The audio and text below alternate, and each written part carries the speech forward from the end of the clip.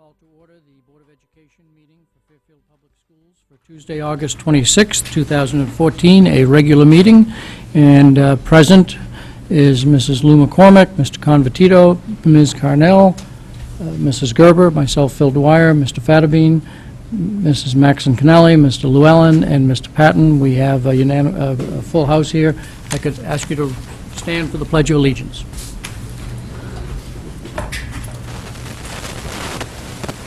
I pledge allegiance to the flag of the United States of America and to the republic for which it stands, one nation, under God, indivisible, with liberty and justice for all.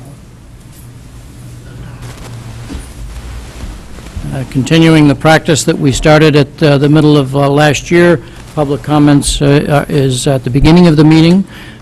This is time to present to the board any item of interest that you have that is not on our agenda for action. If it's on our agenda for action, then we ask you to make comments at the time that the item is up for discussion. And similar to in the past, we ask you to come up, identify yourself, and take 2 minutes. So at the end of the summer, are you all still on vacation, or is somebody here to make a comment and present to the board? And please come sit down and state your name and address.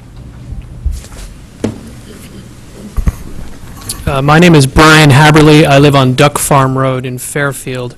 I'm here tonight. I want to read to you a letter which was sent to the entire fourth grade class at Riverfield last year. It was written by a teacher and handed out to the entire fourth grade class. The letter reads as follows: Dear parents, we just wanted to send out a friendly reminder about our upcoming Colonial Day. Our presentation will be tomorrow, April 10th from 1 to 3. A schedule for all classes is on the back of this letter. Please RSVP via email to your child's teacher if you plan on attending. This will help us in compiling a sign-up sheet to give to the office. Now, here's the part of the letter that's the problem. We will also be dressed in our clothes for most of the day, period. We have a rehearsal where we've invited the school in the morning, comma, so we've decided that the children can come to school dressed, comma, or as dressed as they feel comfortable, period. I understand it may be embarrassing, comma, but the folks at Dunkin' Donuts will be in for a treat tomorrow morning as I stop for my coffee, period. If they come in partial costume, we will dress at school when they arrive, period. We look forward to addressing all of you tomorrow and showing off all we have learned through this project, period. Now, this is ridiculous. This is written by a teacher at the school. It's incomprehensible. It doesn't make any sense. It doesn't communicate what it's trying to say. And it's unbelievable that someone who's in charge of teaching students, among other things, sentence construction, grammar, or how to write clearly, would put something like this together, particularly when it's done with the benefit of a computer, when you're sitting down and writing this. This is not written on off the cuff. This is not a transcript of something somebody said orally. It's unbelievable. This is an excellent illustration of what happens when you lower the standards for hiring teachers. Under the current administration, you're no longer required to have a master's degree to be hired as a teacher in Fairfield. Prior to the current administration, you needed to at least have a master's before you got hired. This current teacher who wrote this is a new hire who was hired without a master's degree. This is now getting very specific to a staff member, and that is completely inappropriate. I have not addressed anyone by name. You are giving enough details where it is very clear who it is, and that is very inappropriate. My point is you can't lower standards with this type of thing. You've had your 2 minutes, so I have to call the end to it at the moment. This, I said, the schools are as good as the teachers, and you can't hire a lower standard hire. It's a terrible idea.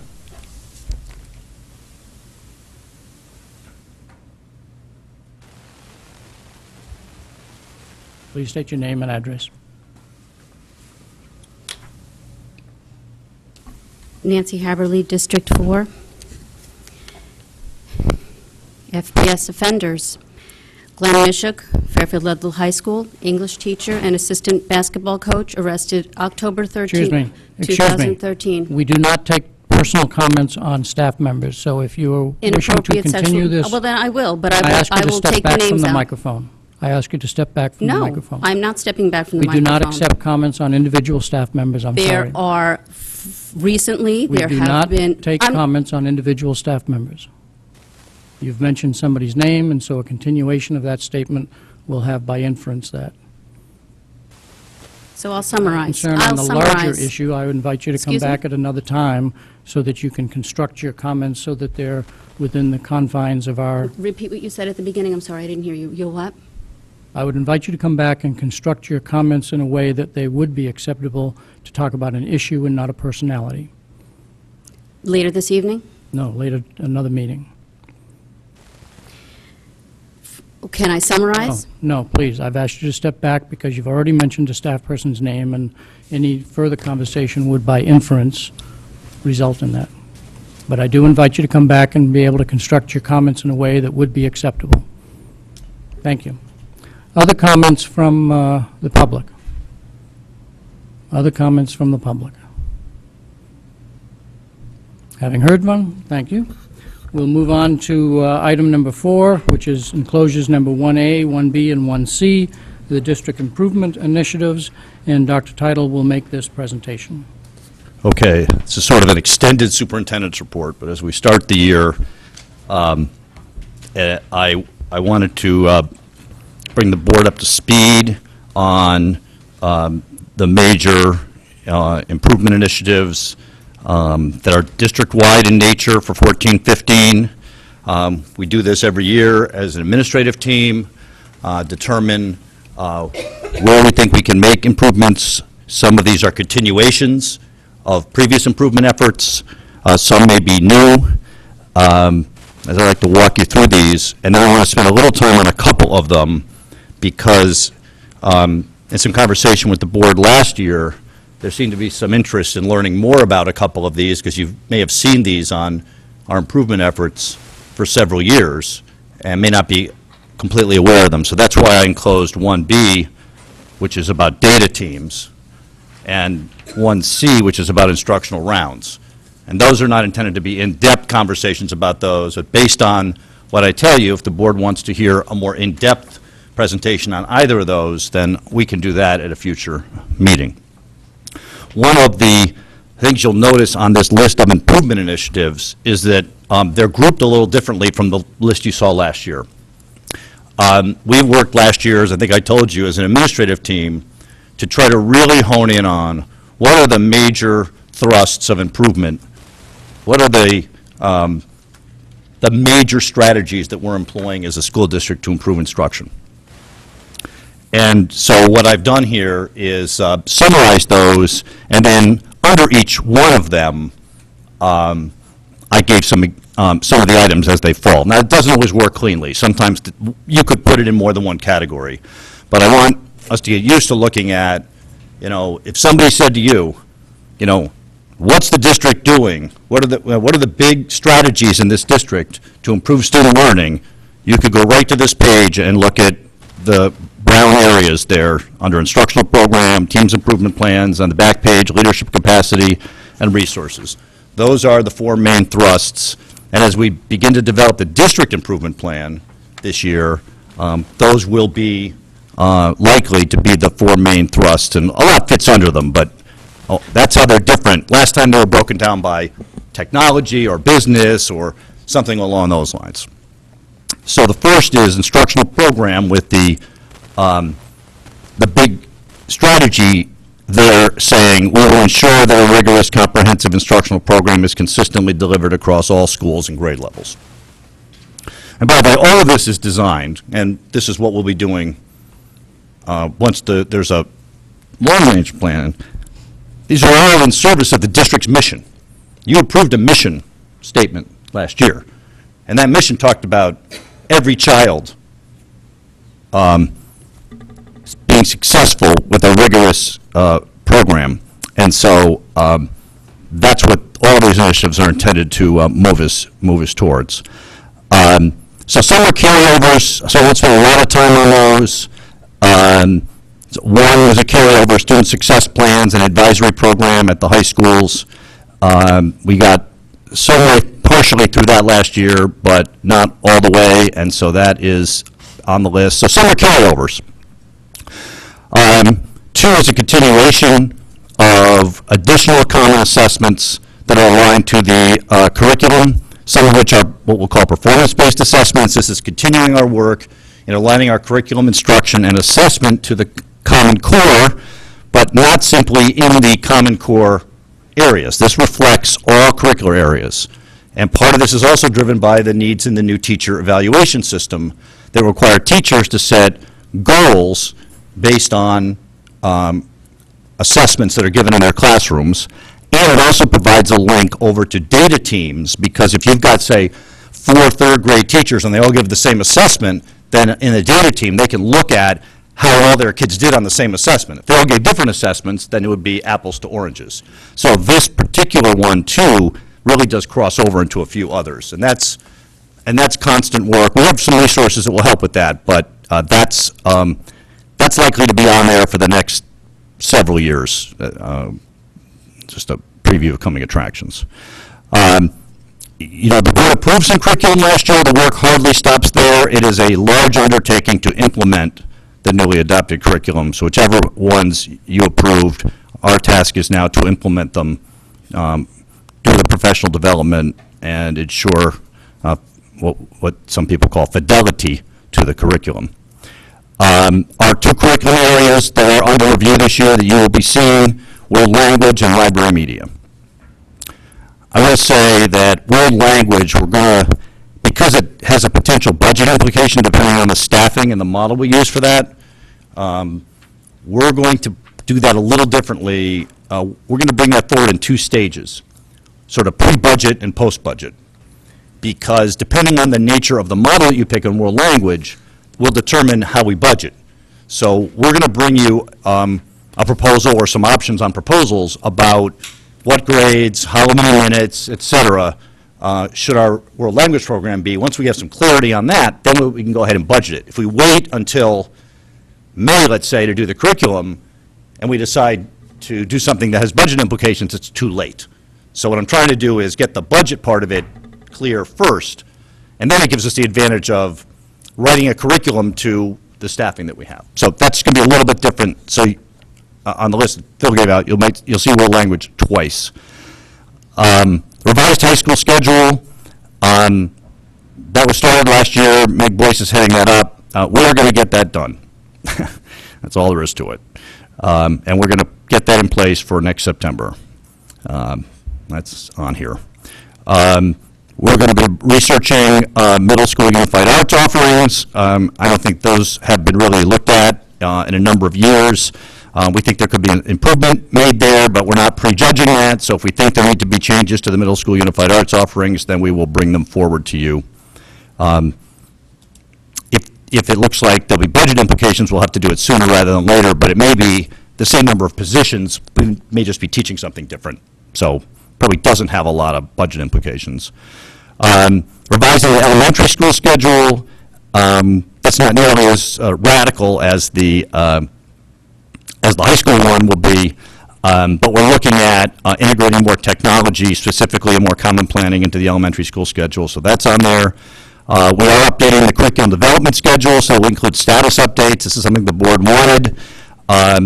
Because of sort of the choppy nature of the way curriculum was approved, we're basically trying to get in a curriculum update to the board after 2 full years of implementation at a certain level. This year, our sort of model for that, or our trial out of the box, is art curriculum. You'll see that on the schedule. And then adult education, now that we have our new director, Meg Boyce, remember from last year, we're going to be looking at some online resources for adult education.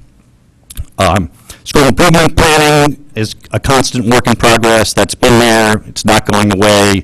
It's being refined, and as we develop the district's plan, we can have even greater clarity and consistency so that there's a through line between the district's plan and the school plans. And the administrators and I are working on that, and that's to just be a continuous move forward. Data teams, I'll talk a little bit about that in a minute. We've been looking specifically, we flagged the achievement gap last year. If you remember, there were some slides on that during the budget process. While our achievement has been largely improving, we are noticing an achievement gap, particularly with the free and reduced lunch population, and so we're going to be digging into that this year on what practices we can improve, and then I think that will also roll into the 5-year plan. It's not just a 1-year proposition, but it's sort of preliminary work, Because we know if the board wants 100% every child, that's what the mission says, then the struggling and disabled readers are the population where there's a large degree of leverage. But that's just one part of it. The district improvement plan, that's going to be big, and the asterisks, again, refer to items that will be coming to the board for approval. So curriculum, the district improvement plan. At the next meeting, I'll share with you sort of how we're going to play that out and how the board can have input into that as we develop it. We're not going to do the district improvement plan off to the side and then bring it to the board in June and say, just vote on it. We're going to come back several times during the development so you can weigh in on it, and then we can go back to the drawing board and revise it. So that even though that's got board approval, you'll be seeing a lot of that through the course of the year. Something we have not had in a formal way that we're implementing are department-level improvement plans that also are aligned to the school improvement plans and to ultimately the district improvement plan. That's always been something we really had to work on, and so what we've set up is actually some models where if you're writing a school improvement plan, this is sort of the template so it stays in line with the district, and if you're running a department, this is what it looks like. So we're getting more consistency, not just within a department, but between departmental work and school-level improvement. That's, can't have the language arts department off doing something that's not aligned to what the schools are trying to do. And those are the four major areas because that's where we have the curriculum leaders to lead them. Ultimately, probably would want to see it in the other areas as well, but this is what we think we can get done this year. The school climate survey will be given out again this year, and so that'll be revised, new survey, data analyzed, and schools will be revising their school improvement plans accordingly. On the back page, I started with, we had 31 of these last year, and I said, we never can get these all done, so let's really, as a team, cull these out, only do the ones we really want, let's not over-promise and under-deliver, and we ended up with 32. Oh, well. 16, implementing teacher and administrative evaluation is just still a huge work in progress.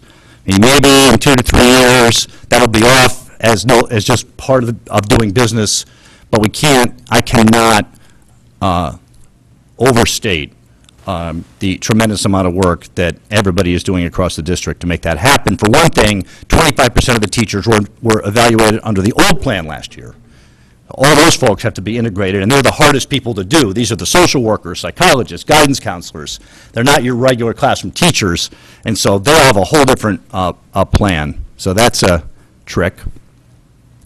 We are going to be working on strengthening teacher leadership capacity related to school improvement.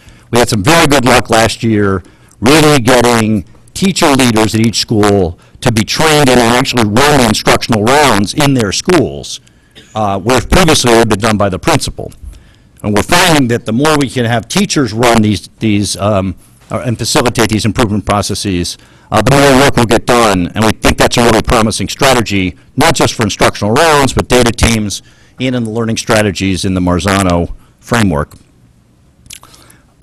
We are continuing to work on our ability of the administrators to use the Marzano learning protocols. This is all part of teacher evaluation. Give quality feedback, really understand it, because I think we sent you out a document that summarized the Marzano protocols. That's not something that the administrators were familiar with, and we started it last year, and it will be continuing. Instructional rounds, more on that later. Under resources, 20 is very similar to last year, but you guys all know how much work that is, not just for us, but for the board. And I did add into it operating and a capital budget, because you do approve the capital non-recurring projects. And again, our goal there, fully funding state and federal mandates, district initiatives, and existing programs. So again, the goal is we want to progress, we don't want to retrench. Long-range facilities plan, that's scheduled for rollout for board discussion in September. We will probably have multiple meetings on that, but That's a big deal. That's actually a 10-year facilities plan for you to look at and alter if you want to. So that's a big project this year. We approved Fairfield Woods, accepted Fairfield Woods. Stratfield is still lingering out there, and Mill Hill Roof is almost done, so I think that may be on the agenda shortly, but we'd like to clear the deck on those two projects this year. You know about the contracts that we have, so all four of those are coming to you for approval. Substitute staffing, Ann really attacked this and has put into place an electronic substitute placement system, which is much more efficient at assigning substitutes to classrooms so that we can get as close to 100% coverage, particularly on some hard-to-staff days. We went to a well-known national system, and anyway, that's a project for this year. Infinite Campus, we continue to expand that across all schools. It had the heaviest usage at the middle school and the high school. It hasn't had as much use at the elementary school, so we're looking to expand the capabilities of Infinite Campus, particularly at the elementary school. And also that sort of relates to 26, which is the more we can put on Infinite Campus, the less we spend on postage. You may remember last year that as part of the budget mitigation, we actually eliminated $10,000 from the deficit by doing electronic communication as opposed to mailing things to people. We're going to continue to work on that, the functions that are there. Food service, transitioning to a new vendor, I'm very excited about it, but obviously that's going to be a transition. We're working, every single employee who wished to work for the new company was offered a position with the new company. They have invested what they said they would invest in the system. If you look at what they have on the website, I think I sent you that link, and I'm kind of excited to see what happens there. You know, there'll be bumps in the road, but I think we're off to a good start there. We have still on our plate school safety and security improvement. That's not going away. There were some recent state laws that were enacted that go into effect this year, and they're non-trivial. So we're working hard with the police department on that. And the school safety infrastructure capital project, you might remember this from 6 months ago when remember we got the report from the police about the different elements of the school infrastructure, school practices that needed to be upgraded. And we've been working with the police, working with the first selectman on the timing of that. We think that's coming in the fall, and our goal is this year is to get that done and approved by the town. This is the $160,000 item in our budget. You remember the board put an extra $160 in. If the town approves this with that $160 in it, then we take the $160 and put it in health insurance. Remember that little arrangement? Got to clear out the cobwebs here from last year, but that's what that is. But that's a big deal. And we'll have to share quite a bit of that with you in executive session, but it will be voted on in public session. Just the details have to be less than transparent, unfortunately. Karen Parks reminded me that our 3-year technology plan is up. So it seems like we just approved that. I guess the time is flying, but it's due. And the key thing there is we want a plan that will support effective instruction and increases student and staff access to educational opportunities, not just to say we have the shiniest toys in the shed. Andrea Leonardi is working on the special education website, and she's going to put out 8 parent information webinars related to special education. That's a project, and the online anonymous discrete reporting system for bullying at all levels will be in place. Some of these will be happening very, very soon. Some will take the whole year.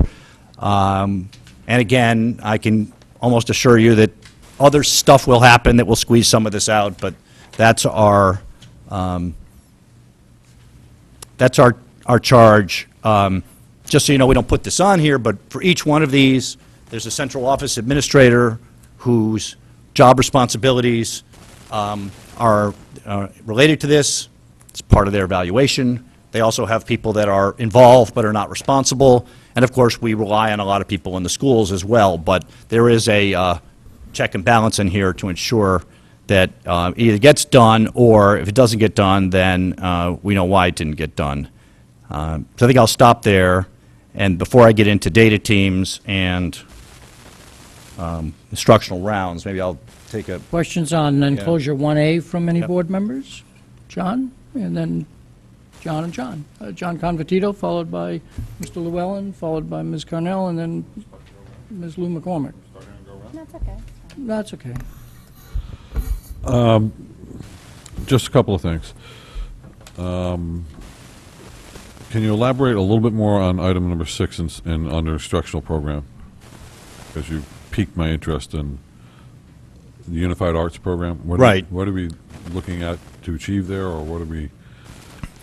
It's, I don't want to prejudge it. I just think it's something we haven't really looked at for a long time in terms of the middle school experience and what they're rotating into in those courses. Are they still relevant? Do we need to teach the same content, but it needs to be beefed up in some ways? Do we need more technology in there?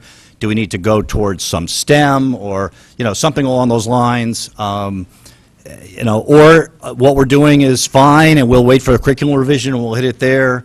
Again, there's no guarantee of a specific outcome there. I just think we flagged it as something that the principals are interested in looking at. Dr. Boyce is interested in looking at it. So it's really a research project for this year. And if it's something that can be done relatively easily, then we might be able to implement something for next year. If it looks like something that's got a big budget impact, we may have to wait. That's what that's about. I look forward to hearing back on that. Item number 12 is of particular interest to me. We've gotten some great accolades for our APs classes and attendance and so forth, but I think we need to really start to address that achievement gap and our English language learners and so forth. So I'm looking forward to seeing some results and some reports on 12. And just very quickly on item 21 on the long-range facilities plan, and it really ties into the safety issues down below in 28 and 29. I have long been a proponent of getting rid of our portables, and I think with the safety issues that linger out there, I'd like to make sure that that's incorporated into that long-range facilities plan. Yes, a couple comments on that, and then we can move on to somebody else. First of all, one of the main purposes of the projects that the board has done at the elementary level over the past few years has been exactly that, to the Riverfield being the case of we need to get rid of the portables and get them attached, get the same space attached to the regular building. But we also know that if the rate projects get approved here, we have 4 elementary schools still with portables, and this doesn't include the Sherman and the Osborne Hill Annex. I'm talking about the portables in the classic sense of them. What we are doing now is an interim step, because depending on the town's ability, willingness to fund projects, but right now the 2 elementary schools with the most portables are Holland Hill and Mill Hill. There's also one at Jennings and one somewhere else. Sherman, okay. So what we're doing right now, using our, if we can do it, using our state grant money that we got last year that we won, we're looking at an interim step for security of the portables. We've been in contact with the fire marshal, police department, Sal, Tom, myself have been speccing that out, met with a fence person to see what we can do so that we can take some interim measures on the portables, because we don't know when these projects are going to get funded and approved, and we don't want to wait 5 years. John, was that it? Mr. Llewellyn? Thank you. You had mentioned earlier that we were talking about a 2-year update on the curriculum. Which ones will we be doing this year? Art. But why are we not starting with the ones that were implemented 2 years ago, such as language arts and elementary math? Should we do a 2-year update on that? 'Cause those have been in place for 2 years, haven't they? See, some of those were put in place in stages within the levels. So we've done 2 years at some of it and not at all of it. Like the math, foggy on this. The math, I think we did like grades 3 to 5 for 1 year, and grades K to 2 we've done for 2 years.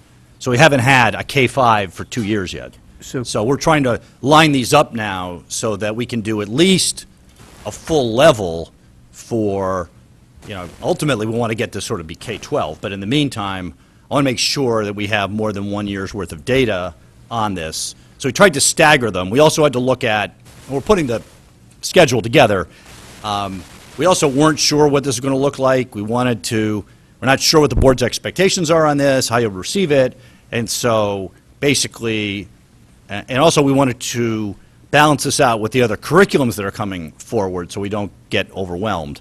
So looking at the whole thing and looking at this year as sort of a trial balloon on this, we do something in art, which we've been doing K-12 for 2 years, see how that goes, see how the board likes it, is this the kind of information you want, and then as we layer them in future years, then we'll be able to do that. But we haven't done math for 2 years. That's the basic problem there. Okay, so can we add to our agenda those items that have been on for 2 years? Because I know back when it was adopted, and this was prior to me being on the board, people had asked for a review 1 year after. Now it's been 2 years after. I think it would be great to take some of those core subjects in addition to art to take a look at. Because if we need to make adjustments, we as a board should really understand that what we're delivering to our children is, the best we can deliver. And we don't know that unless we actually get an update. And I know it's been, kind of promised to us in the past. So if we could put that on this schedule, which is here, the summary of meeting calendar topics. We were told last year we'd get one, and the year before, I believe. Do you want me to comment on that? Yes, I think what we asked the superintendent to do is to come up with a plan that makes sense for review of all curriculum decisions in some logical fashion. And I think that's what he is proposing, and to use the art that was fully implemented for 2 years as the way to approach that. We can add to the bullet points at the end to give further consideration to what that schedule should look like, but at the moment he is proposing the 2 2 full years of information would be an appropriate amount of time to then come back and do a review. Do you want to make further comments on that? Well, I'll just say that the one thing I know that was sort of on top of people's minds, particularly with respect to elementary math, was not so much about the curriculum, but about the resources that we had talked about at the time we adopted it, that we did not purchase a program, and that we would say that we were continuously looking at programs and evaluating them. And so what we could do on that in particular, because I know Mr. Wakeman has been doing this, is to summarize, what's come out in terms of resources post-adoption, and what our take on those resources is, and what our recommendation is at this moment on that, because I think that was probably one of the bigger issues with respect to elementary math. And so that we can definitely do. Don't know that that's a full-blown presentation, but I think that to come in with 1 year after every one of these, given that they're backlogged, that's the other thing, is there have been quite a few of these done, and we haven't done any updates. We got to spread them out somehow. And so we can definitely plan to update on the elementary math resource search, but I'm reluctant to try to come in with simply 1 year's worth of data on every single program. Because the other thing is, they come up every 6 or 7 years. Right. So if we give it to you after year 1, and then we don't come back again until year 7, that's a long wait. Right. So, it's a balancing act. And I'm not asking for an update in terms of updating the curriculum. I think it'd be great to update our progress. To report to the board, has it been successful, has it not? Because it would be a shame to take that K-3 and wait 3 or 4 years till it fits into our schedule to realize, it hasn't worked. We're not saying 3 or 4 years. Well, it's already been 2, you just said, for K-3. Okay. You may not fully understand the November 25th that the board has, that is just tentative at the moment, that in November, part of the budget development process will be the discussion on world language, and it says, and other changes. The intent is to put out the proposed multi-year review of curriculum decisions so that the board understands on what schedule and sees the whole package. So perhaps we can continue to have this discussion in November when that comes out, and you'll be able to see how they all wrap in and when they're scheduled based on their two-year review schedule. So it falls under other changes, okay. So that's part of what is meant by Missed other that. changes. So the more fully developed schedule will be presented there, and of course, will be made part of the budget development book in January when it comes out from this time forward. Okay. Right, so in other words, if we say, hypothetically, let's say in the fall we decide, we really want to, we found this hole in a curriculum somewhere. Let's just pick something, 7th grade language arts. We've found that we've started using the materials and every kid needs something else. And this is going to be a big budget item. But that's the time we would signal that to you to say, here's what we've been looking at, and this, right now I'm planning to put this in the budget, and I would need, obviously, to get some feedback on the board about that as to whether you want to see that in there or not. So Right. there's, anything with a budget impact, we want to get Sure. to you before the budget, before I develop the budget, so I don't miss the mark on what I put in. And then you say, well, where's the staffing for world language? Well, we'll know that because we'll have had that discussion in November. Okay. Anything else, Mr.? I do have a few more. In terms of instructional programming that consistently delivered across all schools, It might be helpful to reference the number so that board It's the members can top, follow. it's the top, it's in It's the brown. first strategy. As part of the transition to the new schedule at the elementary schools, are we going to be rolling across the district flexible grouping that's done at Dwight and Burr? I had heard that some of the schools were adopting it and some weren't, and I wasn't sure. Can you clarify that for us, please? Are you talking about like 5th grade departmentalization? The flexible grouping where the kids will take, a math assessment, and based on that, they'll shuffle the kids. They'll take a Oh, post-assessment. I'm glad Anna's here. Is that flexible grouping? Or am I using the wrong term? I apologize. Anna, it's right in your wheelhouse. Come on up.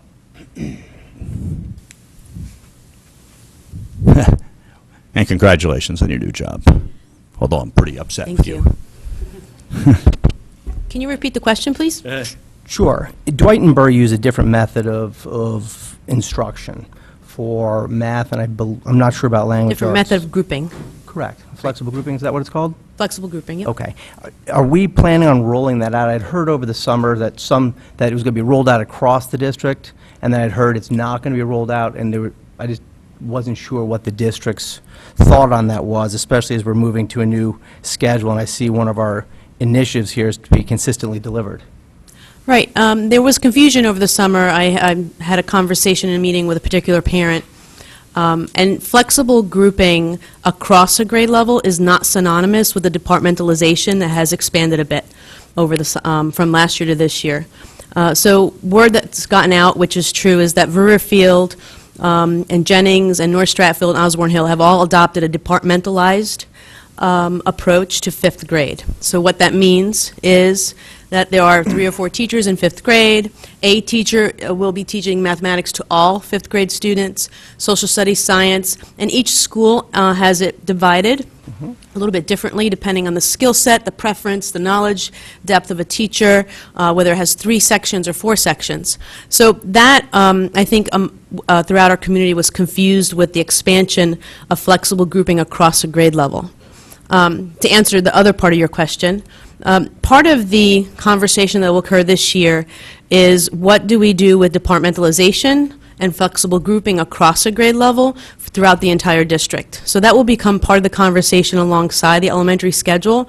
But the initiative of elementary schedule revision was not started with the goal of flexible grouping. As Dr. Tuttle noted earlier, it really was about revisiting the specials that we offer to our students, physical education, art, music, and our new special called Tech Time, and looking at expanding some of the instructional time in those areas, as well as providing teachers with the necessary planning time where grade levels can come together at the elementary level to discuss and work on all the initiatives clearly that are on this list.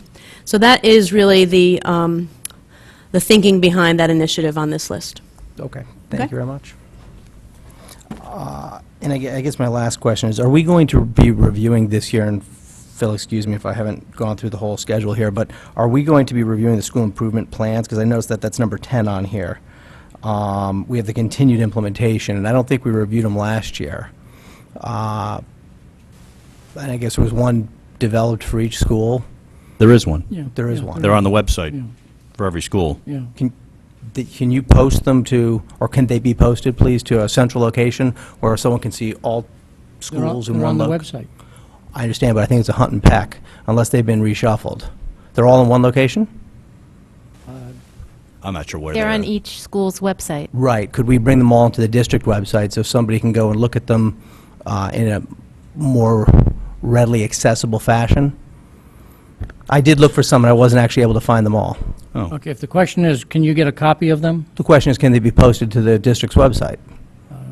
We'll Can't- inquire. On the district website, that's how you connect to each school. So Right. it just on the top bar, our schools, and if you go on that, and it gets you to each school and each separate school improvement plan, correct? I Right. don't think they're, If it's not, Readily we need, let's It's let's not check- easily located. no, it's Yeah. not. Yeah, let's check the path to that so that people can easily get to it. We'll look and... check into that. We'll look and see if there's a, Mr. Llewellyn. Yeah, maybe We'll there's it's too serpentine We'll or look and something. see if there's an easier path to That'd be get great. Right. to it and Yep, let the just link people them who back do would be great. websites figure out what that might be. Okay. And then will they be part of our agenda to review them, at least at a They're macro level? not currently scheduled on the agenda, no. Okay. Is that I something think the we could biggest add? thing this year is the development of, and really concentrating on the district improvement plan, because what's going to happen is, this year is I guess the way to put it, the second year of the two-year implementation of the school improvement plan. So basically, the key here is,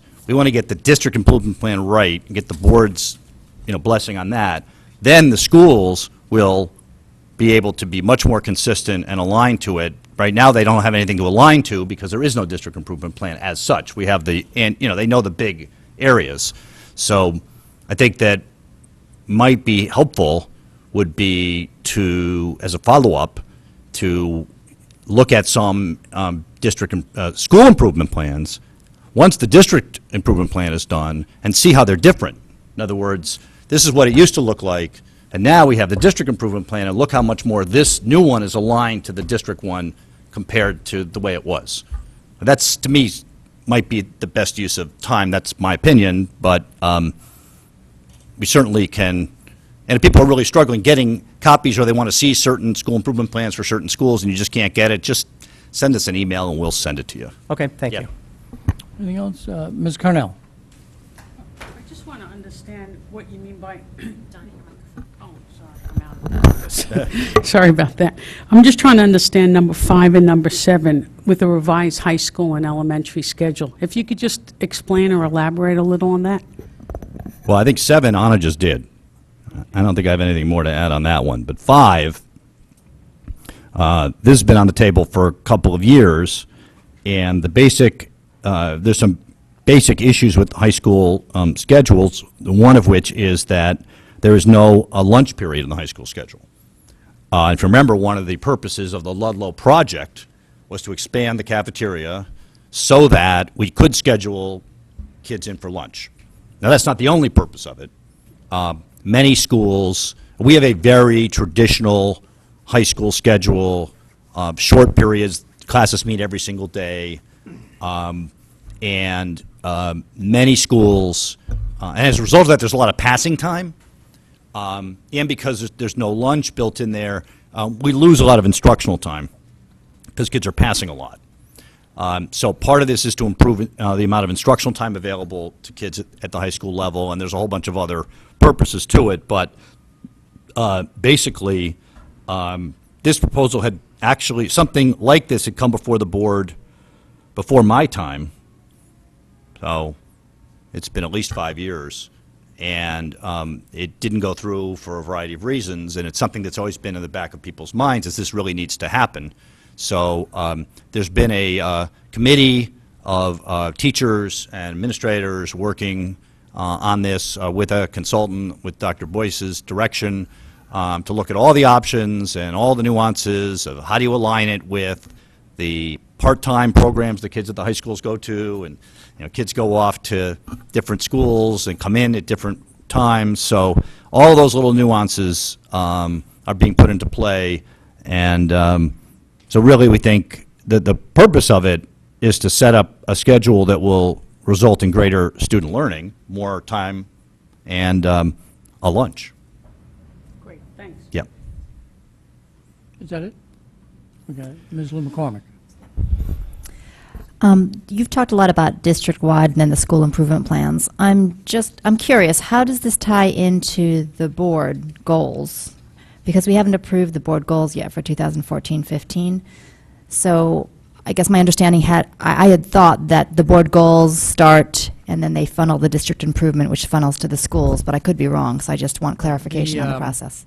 The board goals started out 3 years ago with the intent that these would be goals that the board would act on and ensure occurred separate and above from whatever staff actions there were.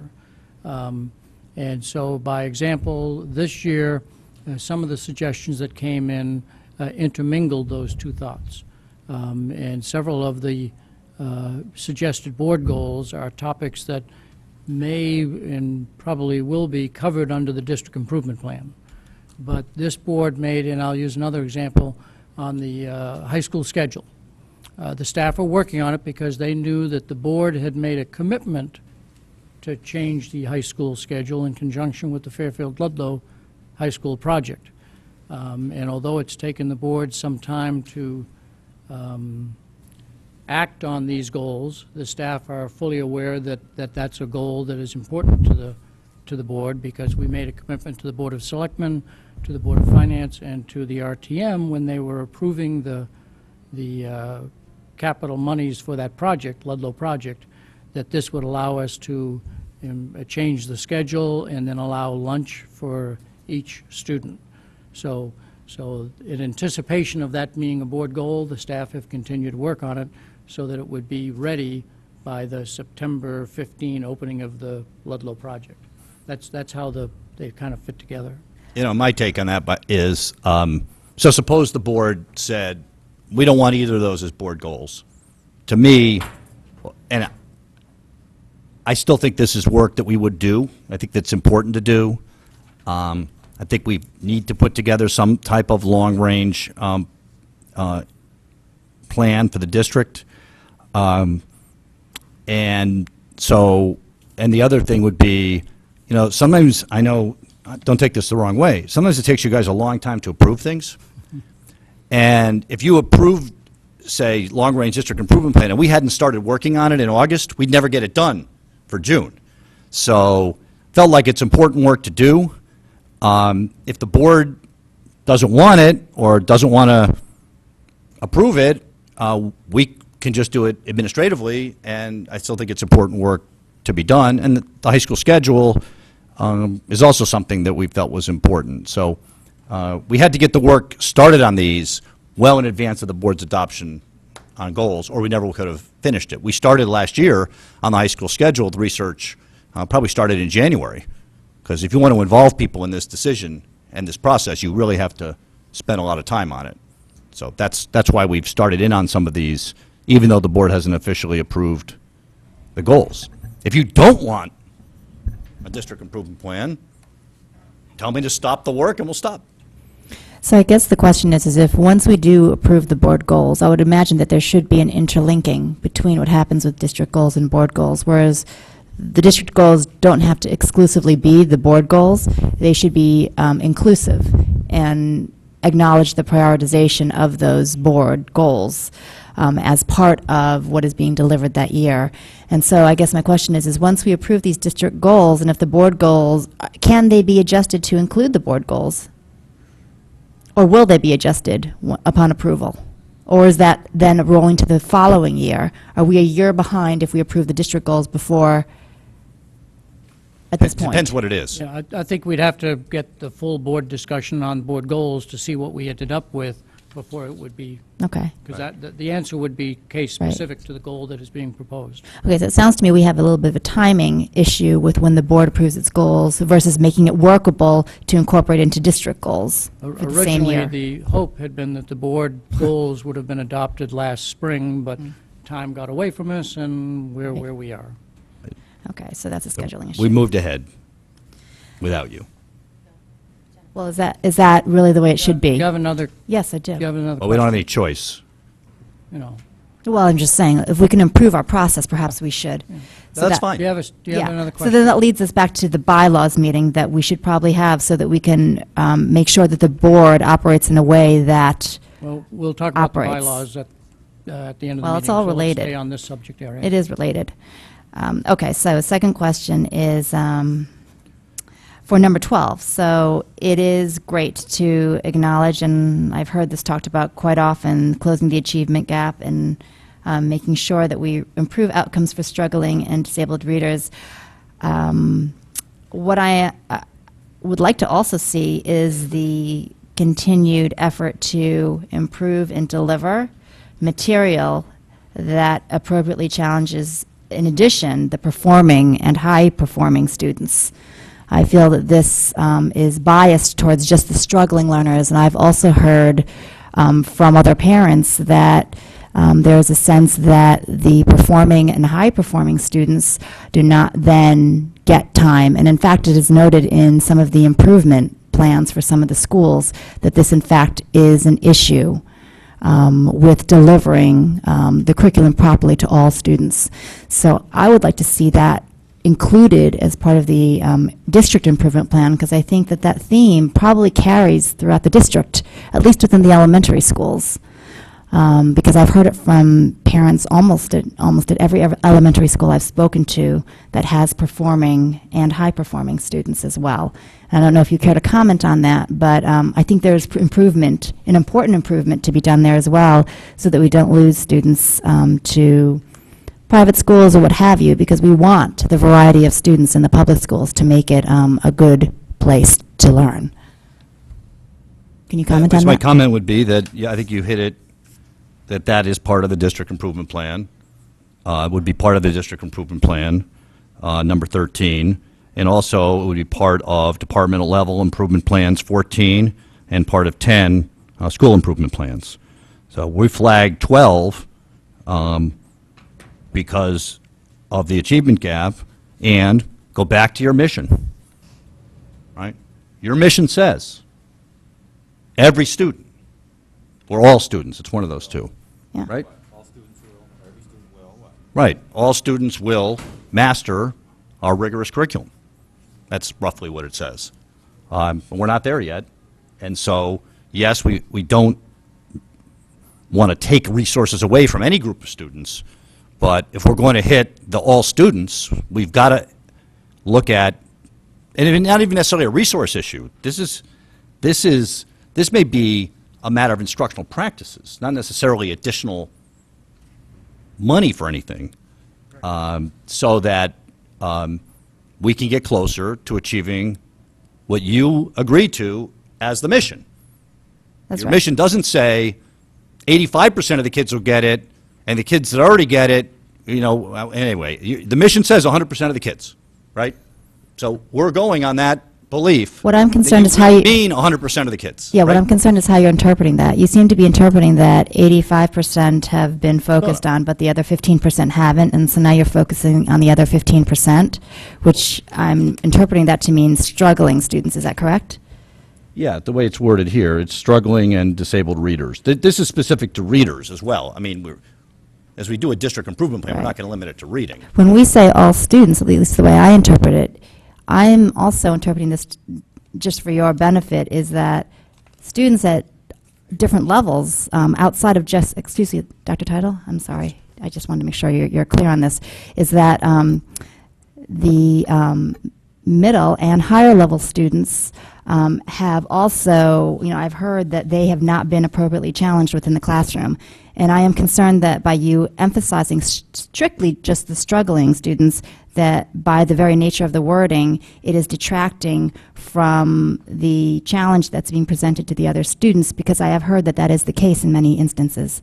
Well, I won't even get to what the evidence behind that statement is, but This is anecdotal. I've heard I know talk it to many is, people. but we have to, anyway, I don't want to get too far into this. This particular initiative here is simply to conduct research on evidence-based practices for improving outcomes for struggling and disabled Can we readers. include That's other what it students is.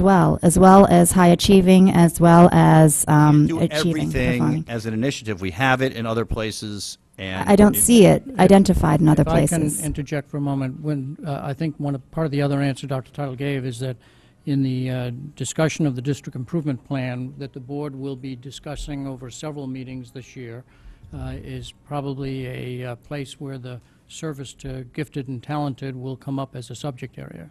This is not gifted and talented. This is the 85% that is not being mentioned within number 12. It would be good if we were going to conduct research. We conduct research across the whole spectrum, including gifted and talented, including the space below that, all the way down to the struggling learners, not strictly just the struggling learners. I would like to include all students as we have dictated within our goals. And your viewpoint is noted. Do you have other questions?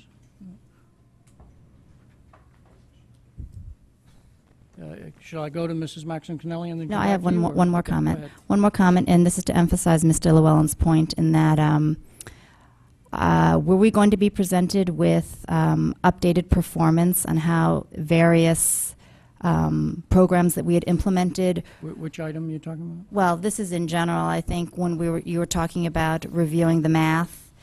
Last year, I had mentioned that you're going to do interim year update progress reviews.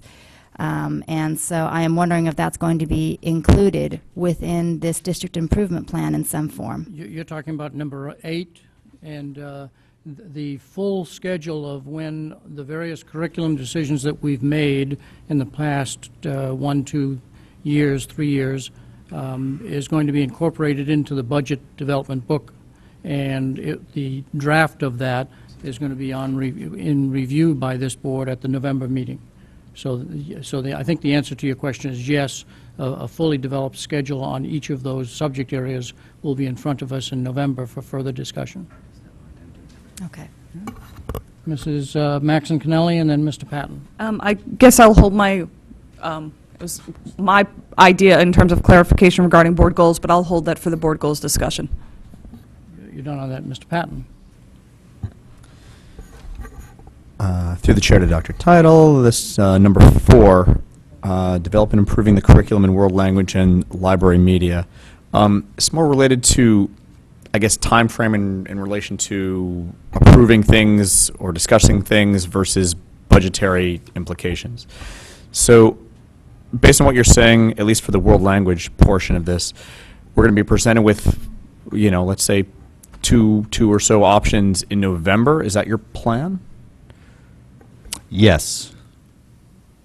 And We'll actually have a recommendation about what we think is the best plan. If you don't like that plan, there might be a couple other options, and they'll be costed out. And, we need some direction from the board in terms of constructing the budget.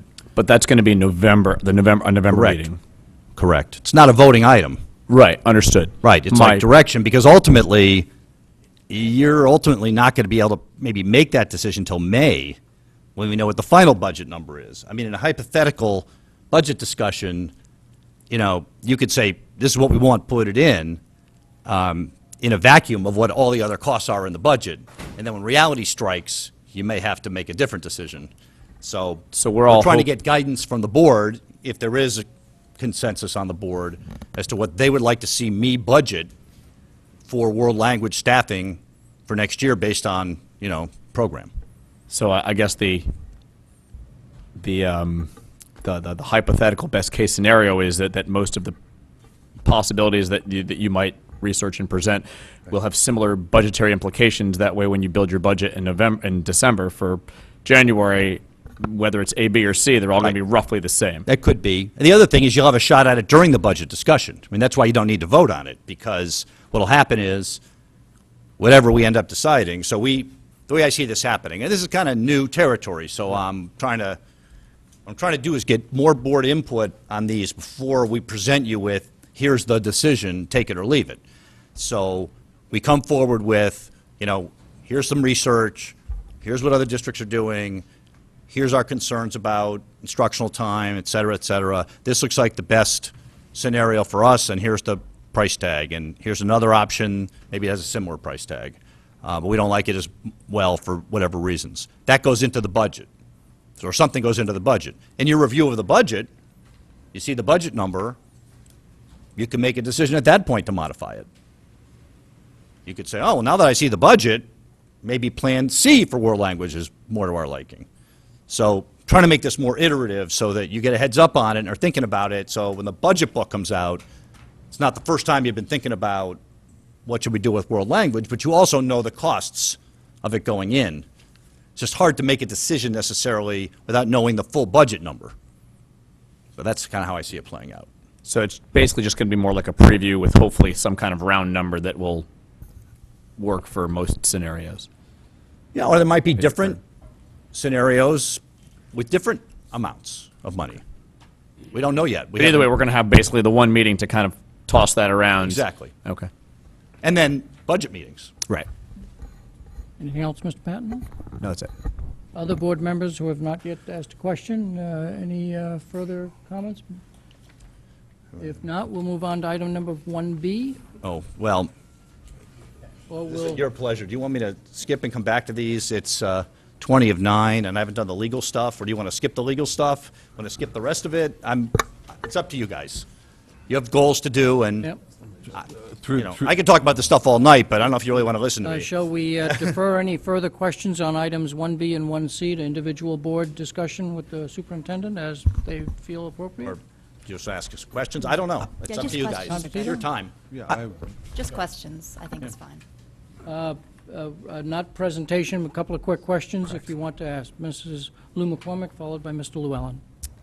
So the only question I really have is, when will you be presenting to the board the effectiveness of this strategy that you're going to be implementing? Will we be seeing it every trimester, or how do you envision communicating? You're talking about sort of in general. Yeah, this whole, Well, this is just one part of the strategy. I mean, this is yeah. this is one piece of the Right, whole. the strategy. Right. So one of the the first order of business on the district improvement plan, given where we are in terms of standardized testing in limbo between CMT and SBAC, which is not the only measure, but one of them, is coming to agreement on what are the right measures, what are the right indicators of student progress, and what should our targets be for those going forward. So that's going to be something we're going to present first cut of that this year as part of the district improvement plan. So you'll see our thinking about what we feel as an administrative team would be the best ways to measure the success of this, because we're in this in-between stage, and so we have to think outside the box. Really, the question is, how do we measure our progress towards the board's mission and goals? And test scores are part of it, but there may be other important elements that are in there as well. So it's really, at this point, we're using existing data, but we really have to get clarity, and we'll start giving you ideas on that in the fall. I think that's scheduled for October, November. Where is that on there? You mean the review process development? That's the review process, but the time we bring out the November. November. So by November, you'd get we'll have the discussion about what are the appropriate measures on which to decide whether or not this is working, because that's something that's in limbo. So, if I can interrupt for a moment, let me suggest that items 1B and 1C are something that the board had asked for further update and understanding of, so I'll ask that these two items be made part of a future superintendent's report so they don't get lost. In answer to Mrs. Lou McCormick's question, if you take this document, to jump ahead, you'll see that in September, there is the step 1 on reviewing the process for the district improvement plan, and November 25th, a second meeting to look at the student-focused metrics. Then after the budget process in March, there's a third step to kind of review the remainder of the plan and where it is at the moment. And then the fourth step, of course, is to approve it in June. The idea is to bring it to the board with here's where we are, get comment, have them make adjustments, bring it back to the board, get further comment, make adjustments. So it's an iterative process throughout the school year. Does that help answer your question? Or not? That wasn't quite the question I asked. So that was your implementation timeline. The question I'd asked was, once we implement this, Oh, I see. how often will we be reviewing and improving the process so that you can give us information, tell us how it's going, what's good, what's bad, so that we can constantly be improving it. Oh, so once we have the district improvement plan done, then how often would we update it? So, Yes. Will this be once every 4 years, once a year? right, so, well, at a minimum, again, we have to talk that through, but depending on what the measures are and how often they're reported out, at a minimum, it would be once a year, once we have all the data in that the plan is based on. So, for example, if there's an assessment that we all agree is the right assessment for measuring something that's in the board's mission, and let's say the results of that assessment are once a year, and they're in March or April, then, they would be reported out once a year. So if there's a way to, I haven't thought that far ahead in terms of how often you'd sort of update the progress on the indicators of student performance. It all depends on which ones we pick and how often they get reported.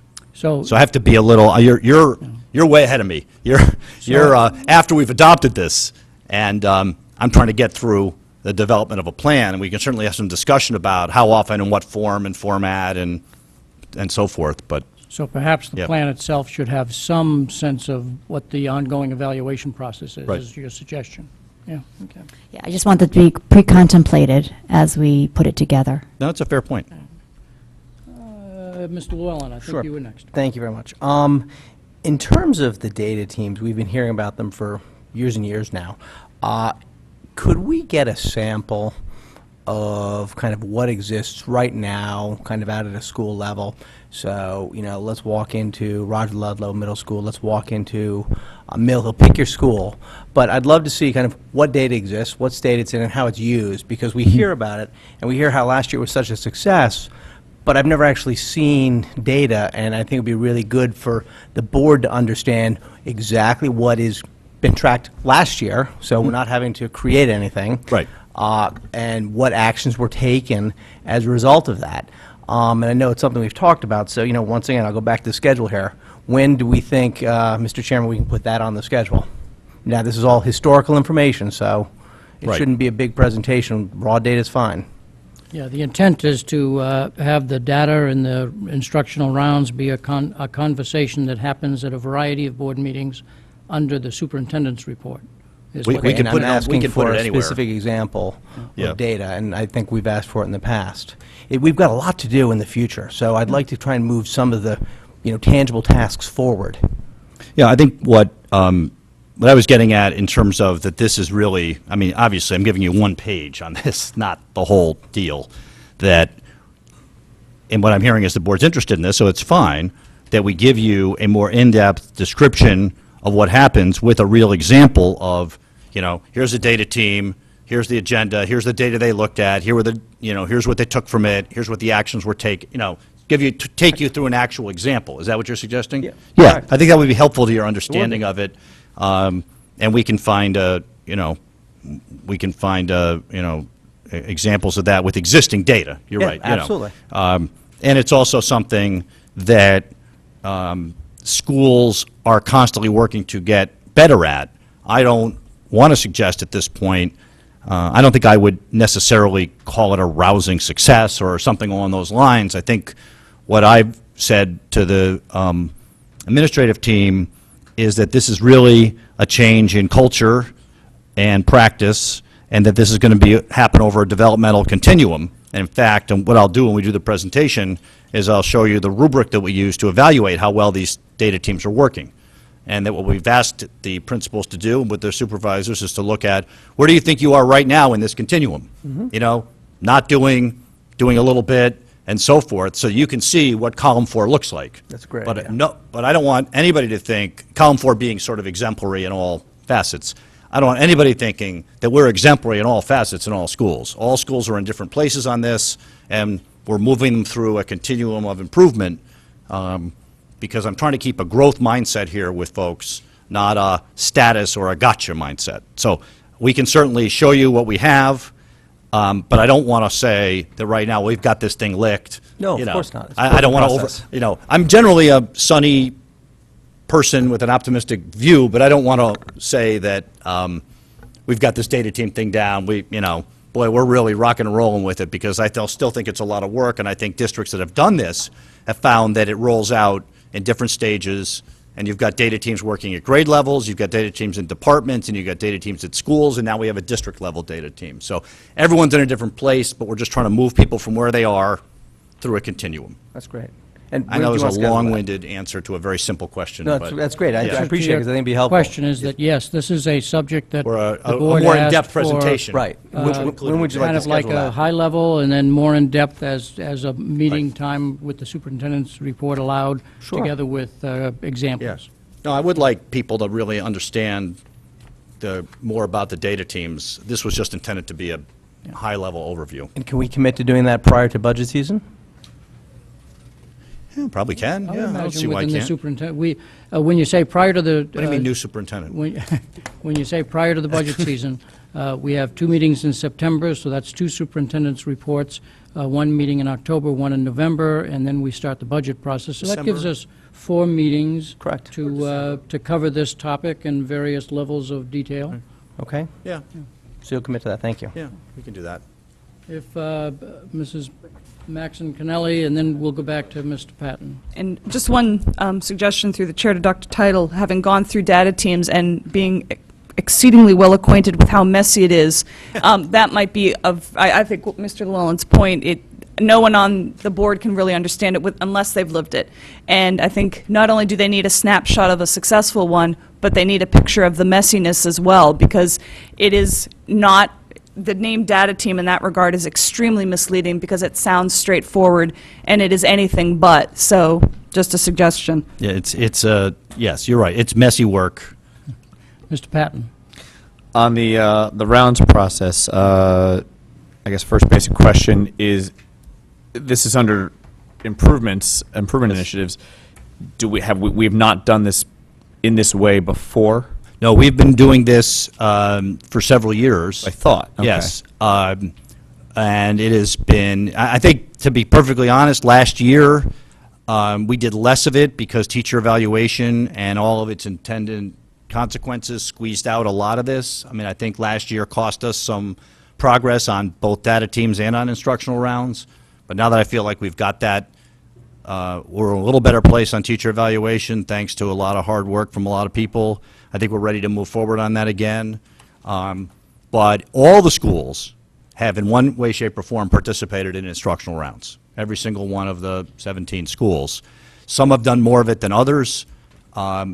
We've done some departmental work on instructional rounds vertically, and we did that in world language. We're going to do that in math this year. I'm running a training session for the math department at the secondary level.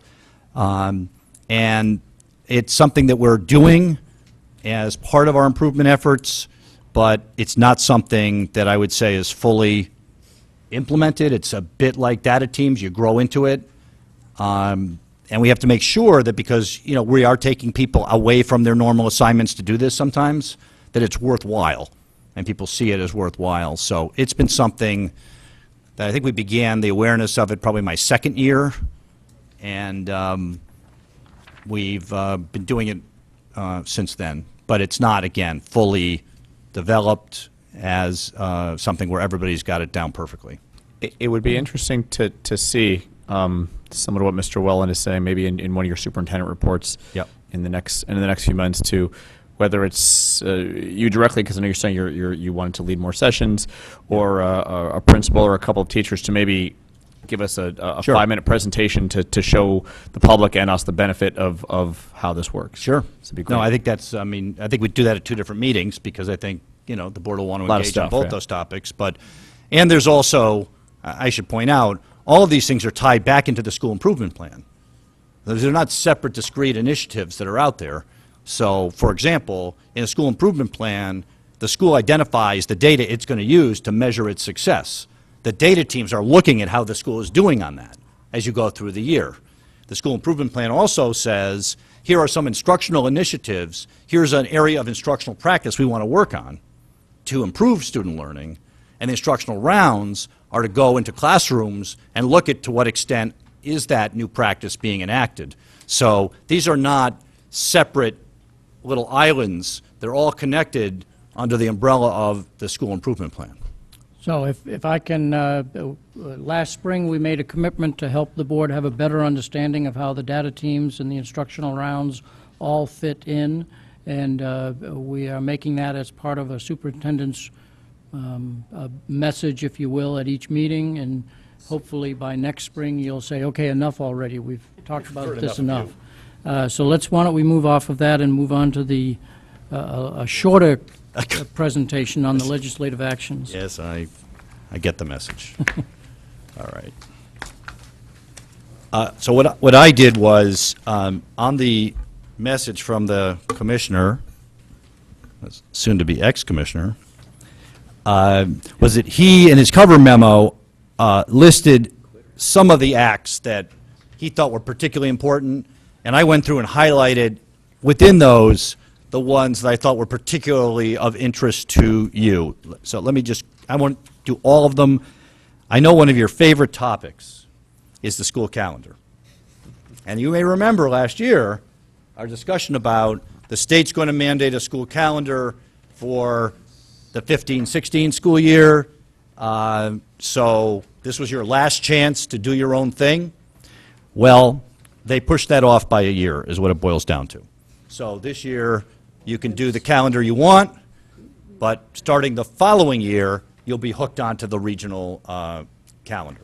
Or we could adopt the regional calendar. Or you could if we adopt the chose to. regional calendar if you want to for next year, and I'll have that for you when we do the calendar, but anyway. Just curious why they pushed it back. They got a lot of grief from local school boards. I was going to say, were they afraid? I'm not afraid. And you have to also understand, because I was on the committee for the regional calendar in our RESC, that even within the regional calendar, when that comes to you, there are still choices the board can make within that. It's not like you have no choice in the calendar. There are options within that. So the notion that, okay, this will take this item off all boards of ed's agendas, because every board across the state spends hours on this thing, and everybody says, boy, wouldn't it be great if we could just focus on something a little closer to instruction. Even when you're required to do the regional calendar, you're allowed to deviate from it to a certain extent. So actually, what they've managed to do is the worst of both worlds. Okay. Anyway, moving on. I'll just point out on page 2, in the Office of Early Childhood, what's interesting is that the Office of Early Childhood, they'll have to bring it to the legislature, is going to look at starting the entry date for kindergarten. That's been bandied about, and now the new Office of Early Childhood is going to come up a proposal, because right now, Connecticut has January 1 as its start date. If you're 5, it's on or before January 1 or by January 1. I think January 1 you're in.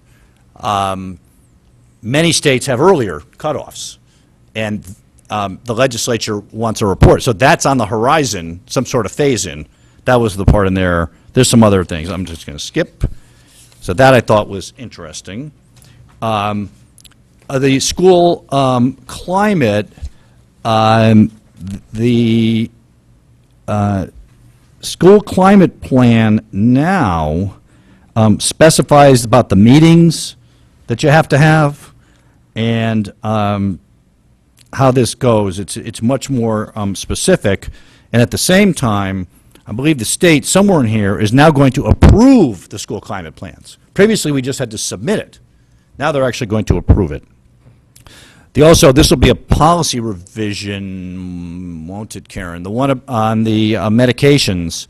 Now we will require schools, this is in the unfunded mandate department, requires schools to designate and train qualified school employees to administer emergency EpiPens if a student's having a first-time allergic reaction and they don't have any parental authorization for it. And that's somebody above and beyond the school nurse. So if there's a child who has an allergic reaction, each school has to designate somebody and get them trained, and they have to do that unless a parent or guardian submits something that says, no, I don't want that. So that's coming soon to a policy committee. Policy discussion that is Policy on page discussion, 7. but it's really a, there's not much choice there. There's a new program that we will have to implement October 1 of 2015 on sexual abuse and assault awareness and prevention. And the military one, I'll skip over that one. Oh, here's the Safe School Climate Plans have to be, ours has already been submitted, but the state now actually has to review them and send them back to us. And they added another category in the school climate department, as if it wasn't difficult enough. Now, teen dating violence has to be addressed in school climate plans, in addition to bullying. Now, and we have to train our school employees annually on response to teen dating violence, similar to the training around bullying. It doesn't mean that teen dating is part of bullying. It just means we have to do some training around it, and you can read more about it in there. But again, it's adding another piece to the school climate plan. I'll stop with those. Those are the highlights that are in there that I think probably have the most direct impact on our thinking and maybe coming to you in terms of policy revisions. Board members had this document over the weekend. Did it engender any questions that people want to ask of the superintendent that either he can answer, or Mr. Patton, followed by Mr. Llewellyn? Other than the health statute, is there any other unfunded state mandate stuff that's been in this batch of changes? Well, they all are, but anything that's new, that's we didn't have before to any great significance? no, I think that, I think I highlighted the ones that I saw as unfunded mandates, because anytime you mandate something like training, even if the state provides it, there's a cost to us for that. We have to release people from their jobs. In some cases, we have to pay for someone to come in and do their job while they're off getting training. There's hidden costs to all of this that are not necessarily well known. Some of them are in the future, so they're not. But if they say by October 1, 2015, then that's our next year's budget. So yeah, it sounds like it's a long way off. But if we have to put money into it because of this, then we have to budget, for it. So they're going to develop a kindergarten assessment tool. Can't wait to see what that looks like. That's coming soon. But other than that, I think that's pretty much. I don't see a lot. I mean, they didn't hit us with any big ticket items this year. Not in terms of unfunded mandates, but all those little ones, they add up. And time is so precious that sometimes the time is worse than the dollars. Thank you. Mr. Llewellyn. I see in here there's the act concerning the, I thought I saw the concussion one in here. Yes. And I see there was another in here. And I was wondering what the status of our adoption is, as well as the food allergy one. I know that was something that was kind of being discussed at the end of the last session. And did we reach a resolution on food allergy? Because I know there's some state mandates around that. Policy committee can address Yes. that. Okay. Yes. It's coming. Now, I was about to make a comment, but then we're on tape and all that rest. Mrs. Maxon Kennelly, do you wish to make a comment on where the policy committee is regarding the discussion on food allergy policy? Concussion, I had directed to Dr. Parks a question about that, because I looked at the education loss summaries once we got them over the summer. And I don't know if she would like to address that, but I thought she had said that was being looked at by Board of Health, and so that is something that had been a discussion. Regarding food allergies, we actually believe that we might be voting, I don't know why I'm saying this publicly, but we actually believe that we might be voting it out of committee at our next policy meeting, which is next Tuesday. It has, talk about presentations, we've been debating an awful lot about how we're going to handle it after that, what additional work, guidelines, and regs to be formed, committee work that would be part of that, education of the board to understand what we have been doing and how to prepare a snapshot for you. So it's a lot of discussion has been going on, but again, I do believe we might have something to bring forward after our next policy meeting. And at the risk of asking if any other members of the policy committee want to further expand on that, or is the chairman's report adequate? I think it's adequate. I guess one thing, walking into the policy, to the committee halfway through, is, as Jen said, that we've made a lot of progress, and hopefully we'll vote on it. The struggle I think the committee's having now is how to implement it, not what the policy should so much say, but really how to implement it. Thank you. Is that it, Mr. Llewellyn? Anything else on the legal? If so, if not, then you can ask the superintendent directly or your legislator directly. Oh, if you have other things. If there's any Yeah. other questions on the laws that were given to us at the end of the last calendar year. So we'll move on to old business, adoption of board goals, 9:05. You'll see that item enclosure number 3 is in front of you, which is the goals that were ranked and rated by all of the board members, and the number of points, and they're listed in order of the number of points that were they each earned as a result of your rating. You'll see on the board agenda that the recommended motion that the Board of Education adopt board goals blank, entitled blank per enclosure number 3, that without forecasting which goals board members may want to put forward. The last time we did this, we looked at the top-ranked goals and then took individual action on them. We could, at the same time, take the top-ranked goals and say board goals number 1, 2, and 3, or 1 and 2, or just 1, entitled, and give the bold entitlement and make that the motion. And so perhaps somebody could, who has a thought as to how they would want to start, could create a motion, and then we could have that as the means to further discuss this, or we can discuss it as a topic and then form the motion. What is the interest of the board at the moment? Mrs. Lou McCormick, followed by Mrs. Maxon Kennelly. I'm just curious what these points represent. Each board member was asked to rank the goals in order from 1 to 5, and then our staff assigned points. I think it was 5 points if you ranked at number 1, and 1 point if you ranked at number 5 in terms of your order of ranking, and then the sum total of all those points were added up by Mrs. Brown. I see. So that's where the points came from, that the majority of board members assigned higher ranking to high school schedule, and so it earned 20 points as a result of that. Is that clear to you or not? It is. Okay. And is there anything stopping us from voting in,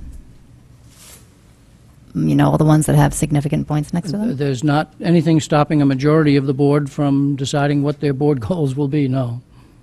Okay. Mrs. Maxon Kennelly. At this point, just through the chair to Ms. Lou McCormick, and for anybody else, obviously, the board can do as it will, but I thought a point of history from when we had done this the last time, Ms. Lou McCormick brought up the really important point for us to be clear on for ourselves, which is how much of this is goals for the board and how much of this is going into a gray area of now involving the district on what we are setting as a goal. And as an example, and please, Mr. Fattabine or anyone correct me if I'm wrong, the 3 goals that we had voted on at the prior... 5. Okay, so I can do 3 off the top of my head. I don't remember the other 2, but the 3 being communication, which involved the board forming a 3-person ad hoc committee of board members to have board discussion on communication to come out with a recommendation. That involved no one but our time. When we were doing the mission and goals, that primarily involved members of community. Obviously, an integral part about that was involving one staff member because, to kind of help organize it and give feedback from the staff. You need that level of buy-in. So that was one person. We had the training on Robert's Rules, which again was a board goal involving nobody else's time but ours. What were the other 2? Robert's Rules, you said. The board roles and responsibility were another one, and then the budget development calendar was the 5th one. And the first 3 that you mentioned, the communications and the mission in the Roberts rules you mentioned, and the two that you did not were the board roles and responsibilities discussion and the budget development. Right, so, you know, obviously that would be an important point of discussion for us, but we had very deliberately embarked on that with the idea towards our goals were not meant to become onerous to central office staff. It were things we could work on in our role as board members. So just that reminder about that came as you were discussing Dr. Title, because obviously if that weren't what it is and it was more in that gray area, there could be that bleed over into his initiatives, but what we had done last time was quite independent in that regard, except, of course, that the mission and goals, we knew that that work necessitated holding up the district improvement plan because they needed to know what mission we had approved before they went full speed ahead with that. Other comments from board members? Mr. Patton? If this is the way we're going, I'd like to recommend that at least to start this off, maybe we group, since they're easier, 1, 2, and 3 together. So if you want to make And a break it motion out. that the Board of Education adopt board goals 1, 2, and 3 entitled High School Schedule, Long-Range District Improvement Plan, and manage the schools in an efficient and cost-effective manner while maintaining and improving the quality of educational goals respectively, per enclosure number 3. That would be your, That would be the motion that I would like to make. okay? So do you wish, when you say recommend, is that the motion you wish to make? Yes, I'd like to make a motion that the board adopt the first 3 goals As was just as presented. stated. Yes. Do I have a second for that? Mrs. Gerber. So moved in second, so now we have at least something on the table to debate. So, Mr. Patton, you made the motion, and then Mrs. Gerber will have the next opportunity to talk. Not a lot to say. I think that these first 3 have been, you know, on topic for the last several years. You know, we're getting to some of these things now. The high school schedule has certainly been a topic for the last at least 2 years. And while we haven't gotten there yet, you know, the board has expressed interest that that's definitely something that we want to see implemented and oversee. The long-range district improvement plan, you know, we've been kind of struggling with this for a while, and definitely, in my opinion, that's something that should be on the board's radar as something the board itself can do, as opposed to, you know, with the help of the administration, as opposed to the administration by itself. Mrs. Gerber.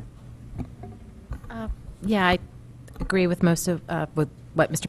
Patton said. I think with the high school schedule in particular, I think that's something those of us who've been on the board for 3 years, when we were all running, I think all or most of us said when we were running that we really wanted to try to implement a new high school schedule. So that was something that I had put as my number 1, because I do think it's very important, and especially considering the commitments that we made to the other town bodies in terms of the Ludlow building project. I think that is very important. And then the other 2, I think they kind of speak for themselves. So, yeah, that's why I'm supporting it. Other comments from Mr. Convertito, followed by Mr. Fattabine, and then Mr. Llewellyn. I can support 1 and 2. Quite frankly, I can't support 3 because this board doesn't manage anything. We oversee stuff. And quite frankly, you don't pay me enough to manage the schools. So I can support 1 and 2, but I can't support number 3. I think, Mr. Fattabine, you were next. Well, I can probably only support one of these, and that's number 2.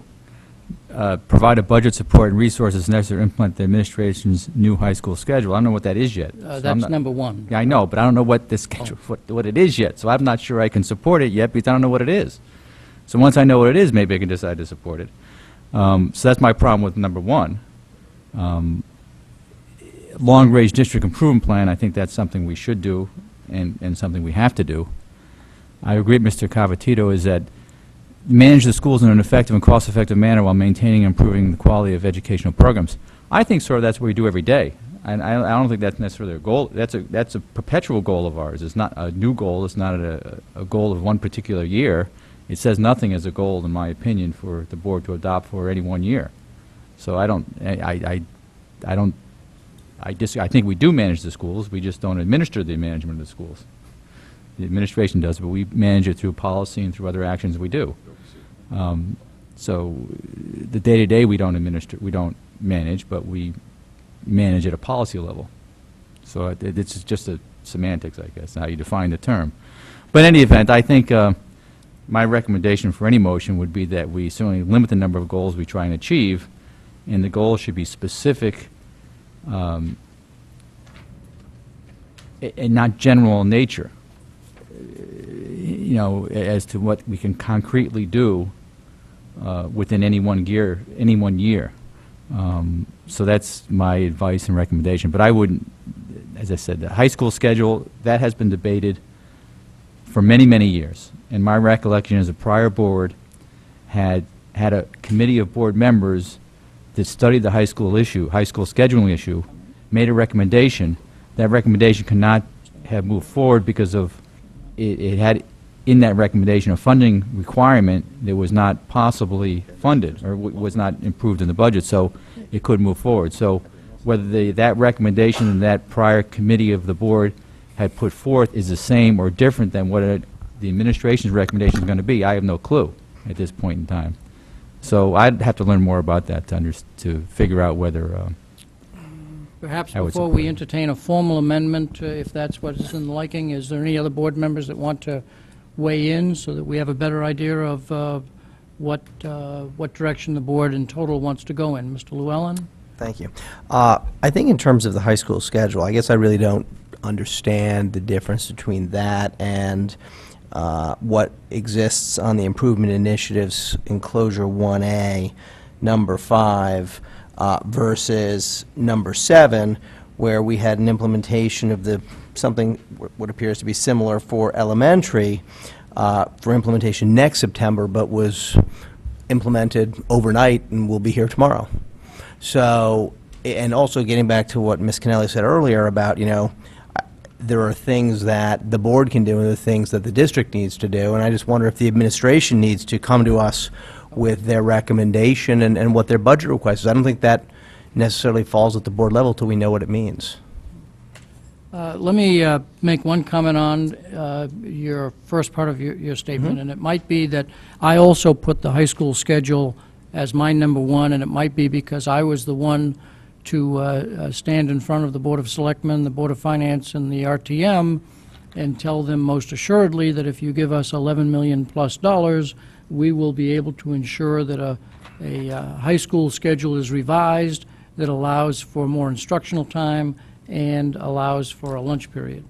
And so for me, it's adopting goal number 1 is keeping faith with that commitment that this board sees that as a priority because we represented to them that part of the priority of making the Ludlow project was to accomplish the high school schedule. So to not adopt something like this perhaps it may not be necessary, but it certainly would be in keeping with the commitment that we made to those 3 bodies and whatnot. Dr. Teitel, and then to Mrs. Maxon Kennelly.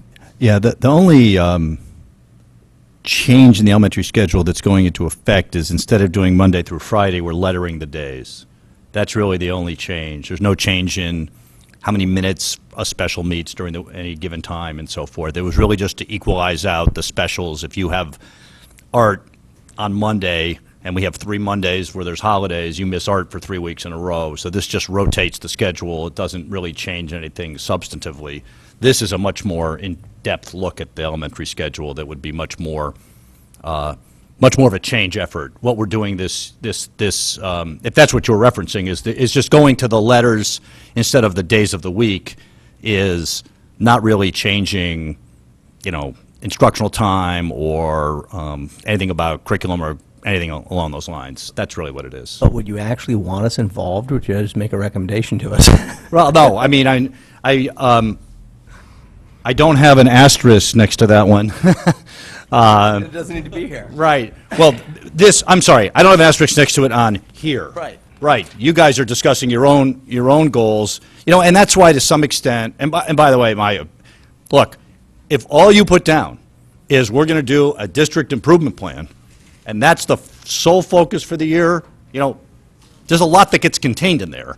So, like, I'm good with that. But I was at those same meetings about the high school schedule, and I understand the concern. If we say, here's the high school schedule, and it's going to cost $5 million to implement, you don't want to be on the record as saying, hey, we said, we'll put those resources in the budget. So I guess I can see both sides of that point. But that's why sometimes with board goals, it's better to have them in terms of what the board's really going to do to improve its own work, like communication was a good example of that, where the board said, we need to do a better job of communication, or we need to do a better job of our budget review process, or something along those lines. But we are where we are, and so anyway, that's my 2 cents. So yeah, we don't want you doing the elementary schedule. Right. This is Maxon Fernandez. And you don't want to do it. Well, I do, I but, know you do. You want to do the high school schedule. yes. Right. And because that's one I have been talking about for quite some time, and having been in a number of schedules and recognizing where ours and what would be gained by changing ours, then I do have, because obviously that was a high point value one for me as well, because I think that's vital, that will affect instruction, therefore affect the education of our students. So through the chair to Dr. Title, I still see it as a worthwhile goal in that the board would be committing to stand up for and speak on its behalf. On the other hand, do you see that as even being a role that is of any value to you? I mean, is there any way that our support of that could be manifested, or is it truly something that's just lip service? It is always great for the board to be united in the support of an initiative that the superintendent or the administration, has as a priority. It helps with implementation. As you know, no matter what schedule you come up with, there are going to be some people out there. They could be parents, they could be teachers, who are not 100% satisfied. Right? I was a high school teacher. You are a high school teacher. It's a little difficult to get 100% agreement. All right? And so I think that if this is something where, even if the board doesn't commit whatever, the resource part is separate from that, I think if the board makes a strong stand that says, we want to see an improved high school schedule, and we kind of know what the elements of it are, that I think that does help us with development and implementation of it, even if you're not putting, anything more to it than that. And I think that that does help. Let me put it that way. I don't want to say we have to, we're not going to bludgeon people with this. We're going to come up with one that we think really will work. But, and then I think it does become a budget issue at the time. I think that if there's a price tag, and we're not convinced there's a major price tag on this, okay? I think, I don't think we'd bring you one with a major price tag. But if there's a modest price tag, then I think the board makes that decision as you go through the budget process. But obviously, if it's a priority of the board's, then, something else would have to go to make room for it. So I guess, yes, it's always helpful, to have the board on board with whatever you're trying to do. Because in that regard, if I can just finish, and then to Mr. Convertito, for me, I hear Mr. Fadabine's point about we can't vote for something that we don't know more specifically, but we voted to move ahead with mission and goals, and we had no idea what they were going to look like. We voted ahead with a communications committee to empower them to produce something that we would then vote on. So I have to admit, my vote on this was based on the first 3 words, high school schedule. So the wording after that was of less importance to me. It was just, we have to get this done. Yeah. And we're not asking you to vote on the high school schedule. You don't want to be there either. Just, if there's resources behind it, then you show your support through the budget process. Is that it, Mr. Convertito? Did you wish to make a comment? And this may derail the conversation. Through the chair, Mr. Dr. Title, in your opinion, would a long-range district improvement plan include a revised high school schedule? It would include the consequences of a high school schedule, let's put it that way, because the decision on the high school schedule will be done before this plan is done. In other words, we're not going to have to put in the district improvement plan will start July 1, 2015. By then, the high school schedule is decided. Okay, but what could be in the district improvement plan would be what do we need to do to ensure that our teachers have the training necessary to make that schedule work for them. So, for example, if you go to a schedule where there's some longer periods, like right now our periods are like 42 minutes, and now let's say you go to a schedule where some of them are longer or they're all longer, you know, we may have to put some professional development into with our staff about what instructional methods do you use to keep kids' attention for 80 minutes instead of 40 minutes. So there are consequences to it that would probably end up in the long-range plan in terms of how to best utilize it. I think there'll be benefits to it right away. I mean, the lunch will be a benefit to it right away. And then over time, as teachers figure out the best way to use it instructionally, that generally speaking, teachers need support for any change effort. So that will go in terms of the future. But actually implementing the schedule or doing the schedule, that'll already be done by the time the plan's done. Does that make sense? Okay. With that discussion, since Mr. Convertito and Mr. Fattabine have been the only two at the moment who have suggested possibly eliminating in number 1 and/or number 3 or both, are either one of you ready to do that, or are we standing with the motion that is existing at the moment? And I'm just trying to get clarity so that we move the topic along. If the mover wants to amend the motion to eliminate number 3, I'm more than happy to vote on 1 and 2. The mover was Mr. Patton. So the board owns the motion, so first, let me just out of courtesy ask if the mover wishes to do that, and if the seconder, and then I'll ask for unanimous consent to strip out number 3 from the motion. First. Is Mr. Convertito asking to strip out number 3 as a friendly amendment, or asking me to just change my motion? Under Robert's No rule, consequences, no difference. It's not a friendly amendment because it is substantial, so Right. you would have to amend your motion. All right. Or you would withdraw it and... So that's my question, is you... Okay. Okay, so yes, you could just withdraw number 3 and the main motion remains number 1 and 2, or we could do it more formally and propose an official amendment to remove number 3 and act on that, and it's done. I'm all about the essence of saving time. I would like to withdraw number my 3. motion Okay. and... And Mrs. Gerber, do you wish to withdraw number 3? So then the board, by unanimous consent, are you accepting that? Is there Are you any- saying we're just withdrawing 3, or we're just withdrawing the entire motion? Sorry. I'm going to make Number a new 3. motion. And all it takes is one of you to say, no, I want to act on it by official motion, and then we'll act on it by official motion. But if there's unanimous consent to remove number 3, then we'll take that as a more efficient way of accomplishing this. If you're trying to get unanimous consent of the board, I would suggest we try and maybe do one at a time, in a sense. Because I would, the high school schedule, as written there as a board goal, I Fair can't enough. agree with. Fair enough, that's a So- disagreement. So can I ask Mr. Convertito to you make an official motion to remove item number 3 from the main motion? As an amendment to the motion? No, you were the suggestion number 3. I just want to procedurally, through the chair to Mr. Patton, did you withdraw the main motion? No, he can't because the Through the- board owns it. No, I know, through the chair. The board owns it, and as long as Mr. Fattabine objects to a unanimous consent of withdrawing either whole or part of the motion, then the motion exists on the floor. Actually, he's right. Because the board owns the motion, not the maker. I would move to amend Mr. Patton's motion to include items 1 and 2 only. Okay. Is there a second for that? Mrs. Maxon Kennelly. Discussion, Mr. Convertito, on removing item number 3. I think I've already spoken to that. Okay, Thank you. Mrs. Maxon Kennelly?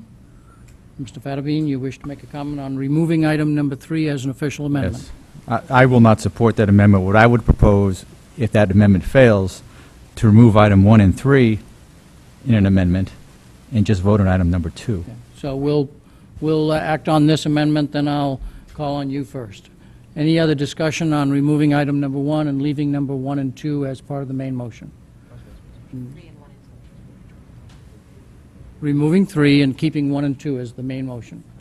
No further discussion on that. These relate to board goals. I don't think we've gone to the public for comment on board goals, board administrative actions. So we'll take on a vote. All in favor of removing item number 3 so that the main motion that would then be approving goals number 1 and number 2. Point of order, sorry. If it's a voting issue, why don't we have public comment? We have not, our Not practice... not practices. What are the rules? Our practice has not been to, our practice has not been to go to the public for public comment on administrative actions such as minutes and bylaws and setting the board's own personal goals. And we're defining this as administrative. Yes. Okay. While that has been a decision of the chair, I don't think it's consistent with our bylaws. As I pointed out before, our bylaws don't make a distinction between votes on administrative matters or any other vote. It just says any votive item will get public comment. Correct. But it is a practice that chairs prior to my being chair always followed and that boards always followed. But Mr. Fattabine is correct.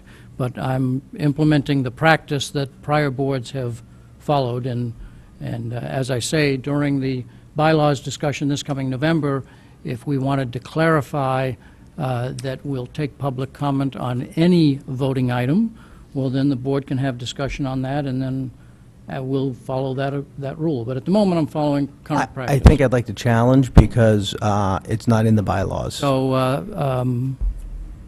I've made a ruling. You wish to challenge. There's no debate on a challenge. So he's challenging the ruling of the board, of the chair.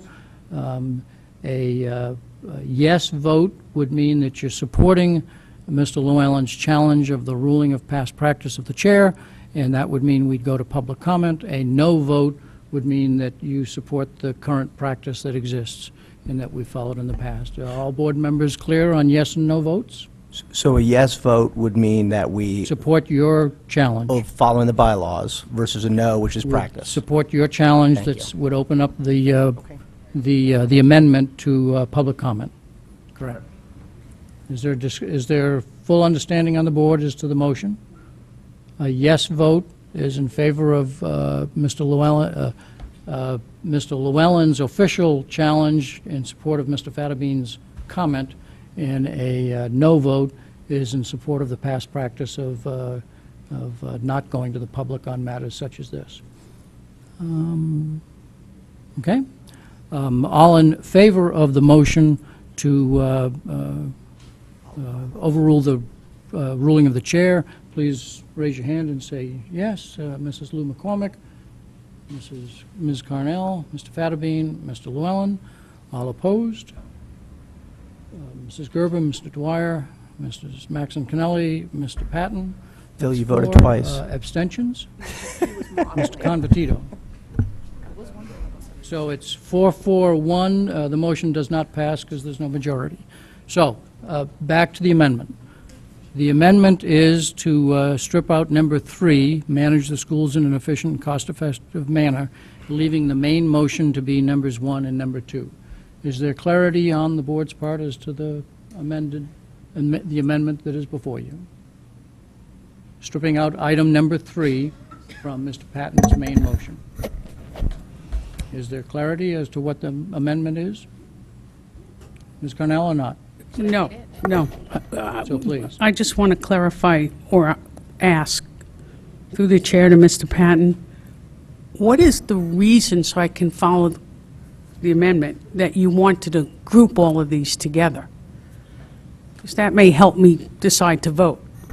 Shouldn't have any bearing on a decision or not. The reason why you group anything together on an agenda is to save time when items are either similar or have similar result. So those first three originally had the most points, and which would seem that they were supported by the majority of the board, and I thought that could be one fell swoop. But that is obviously not the case. So we are voting thank as you. an amendment. Any further discussion or clarification needed on the amendment that is in front of us? Can you repeat it, please? Okay, it is to amend the main motion by removing item number 3, manage the schools in an efficient and cost-effective manner while maintaining and improving the quality of educational programs. And by approving that, we would be left with a main motion that is only items number 1 and 2, which could be further amended, but at the moment, that would be the result of an approving number of the amendment. Okay, with clarification, all in favor of the amendment as presented, please raise your hand and say yes. Mr. Convertito, Mrs. Gerber, Mr. Dwyer, Mr. Fattabine, Mrs. Maxon Kennelly, Mr. Patton, all opposed? Ms. Carnell, Mr. Llewellyn. Abstentions? I didn't catch whether that was a no vote or an abstention. Abstention. So the motion passes 6, 2, and 1, correct? Okay, so item number 3 is gone, and Mr. Fattabine, you have an interest in perhaps further amending Yes. the motion. I I will go propose to you first. to amend the main motion now, which is items 1 and 2, to amend by removing item 1, providing budget support and resources necessary to implement the administration's new high school schedule by fall of 2015. Is there a second for that? Is there a second for that? Is there, Mr. Llewellyn has seconded it? I don't know whether that's for the purposes of discussion or not, but nonetheless, Mr. Fattabine, you want to make further Like a comments on discussion. that? Yeah, you know, the high school schedule has been debated quite a while, and prior boards debated it for a long time, had different thoughts on it. I just find it difficult to commit to budgetary support and resources necessary to implement the administration's new high school schedule by fall of 2015, when I don't know what that entails, and I don't know what the proposal is of the administration in the new high school schedule. So I think it commits to something that I may not be willing to commit to without further knowledge of what that is. So I just don't see how it's like taking the cart before the horse. I want to find out what it is and then support it based on the prudence of that plan. So I just don't understand how that could be a board goal. It's going blindly into a commitment that you don't have full knowledge of, which makes no sense to me. Mr. Llewellyn? I concur with Mr. Fattabine in that you're asking us to set a board goal, something that we have no idea the cost. Now, if it were to support the resources necessary to implement it or to explore it, that's fine. But in here, it specifically says to provide budget support when that budget has not been defined, nor has the objective been defined. Okay. I've stated my support for the high school schedule already, and part of that also is based on my confidence that in Dr. Title's original hiring, the board set a goal for him that if new initiatives are provided, he needs to provide offsetting costs, and I know that he is committed to finding a way to implement a revised high school schedule that does not have a large ticket price, so I'm comfortable trusting to the staff that they're going to accomplish that because they know that's the general direction of the board. That doesn't mean I'm not unaware of Mr. Fattabine's concerns, and if Mr. Fattabine was saying, yeah, if you took away the words budget support and it was just a kind of a provide the resources, I'd be comfortable with that. I don't know whether Mr. Llewellyn's comment would cause you to think in that direction or not. You want my comment? Yeah. I think if it read something like provide support for determining a new high school schedule to be implemented in the fall of 2015, we really have to would be implement. a better motion. So at the moment, your motion remains, take out number 1.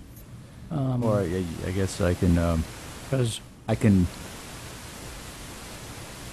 yeah, Through take the out number chair. 1 is I think your motion. or I can, Through the chair? Yes, please. To Mr. Fattabine, would you be willing to withdraw the motion in favor of language to change, and I understand your concern because it's a fairly specific goal, and it says the administration's new high school schedule, but we don't even have one yet, okay? And it's specific to something that doesn't exist. So I understand your concern in that, but something along the lines that will provide support and resources necessary for the administration to develop a new high school schedule with the goal of attaining lunch periods for all students and increased instructional time. I wouldn't be that specific. I would just, Yeah, there's, you know, And I'll I think defer it's to clear the- support Those for a are new the- high I'll school defer schedule. to Dr. Title in a second, but I'm just seeing if there's a window open here.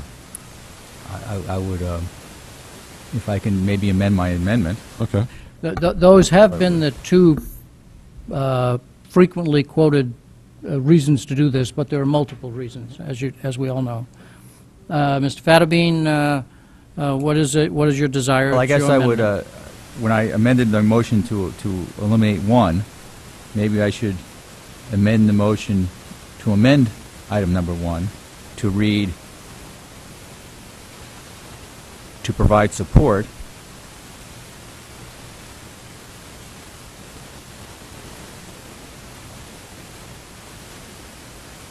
for implementing a new high school schedule by fall of 2015. And then Yeah. to support, all right, to support, Provide support for a new high school schedule by fall 2015? Is that what you just said? yeah, I think it's broader, it gives you some discretion, you figure out what it is you want to do, and maybe have some discussion, good and bad, and support whatever comes out of it. Did he keep the word implemented? He said to provide support for implementing a new high school schedule by fall 2015. Okay. Is that an accurate restatement of what you just said? Or not? Of what you intended to say? To implement a new high school schedule by fall 2015. Yes. Provide support for implementing a new high school schedule by fall 2015. Yeah? Is that the answer is yes? And Mr. Llewellyn, as the seconder, did you say yes? That seems to comport with your... The only problem I have with the word support is the fact that it's wide open, whether it be financial support or other support. I think it would be to provide, or to support the resources necessary to develop a new high school schedule. But I don't think, when we say support, that's wide open. It's less clearly defined now.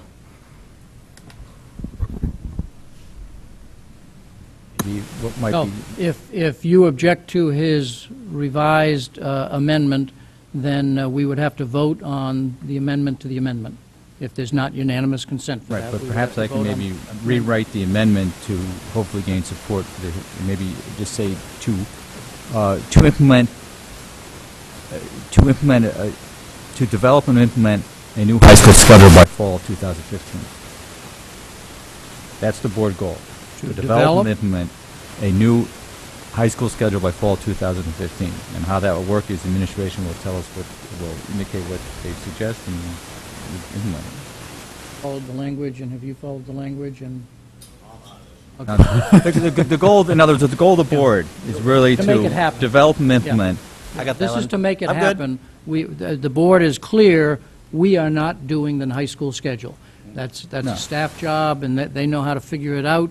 We're just wanting to make sure it happens, right? Right, we never- So restate it. To develop and implement a new high school schedule by fall 2015. That's our board goal. How that's done is Got it? through the You got it? administration. Do you accept that as the seconder? Yes or no? Sure. The answer is yes. Still better. Move to It's call not the perfect, question. but- So unanimous consent, does everybody agree to that as the revised amendment? By unanimous consent, I see everybody's agreeing to it. No? I'm holding my hand up. Maybe I didn't hold it high enough. Yeah, I have a problem with the word develop, goes back to the board does not actually develop is exactly what you said.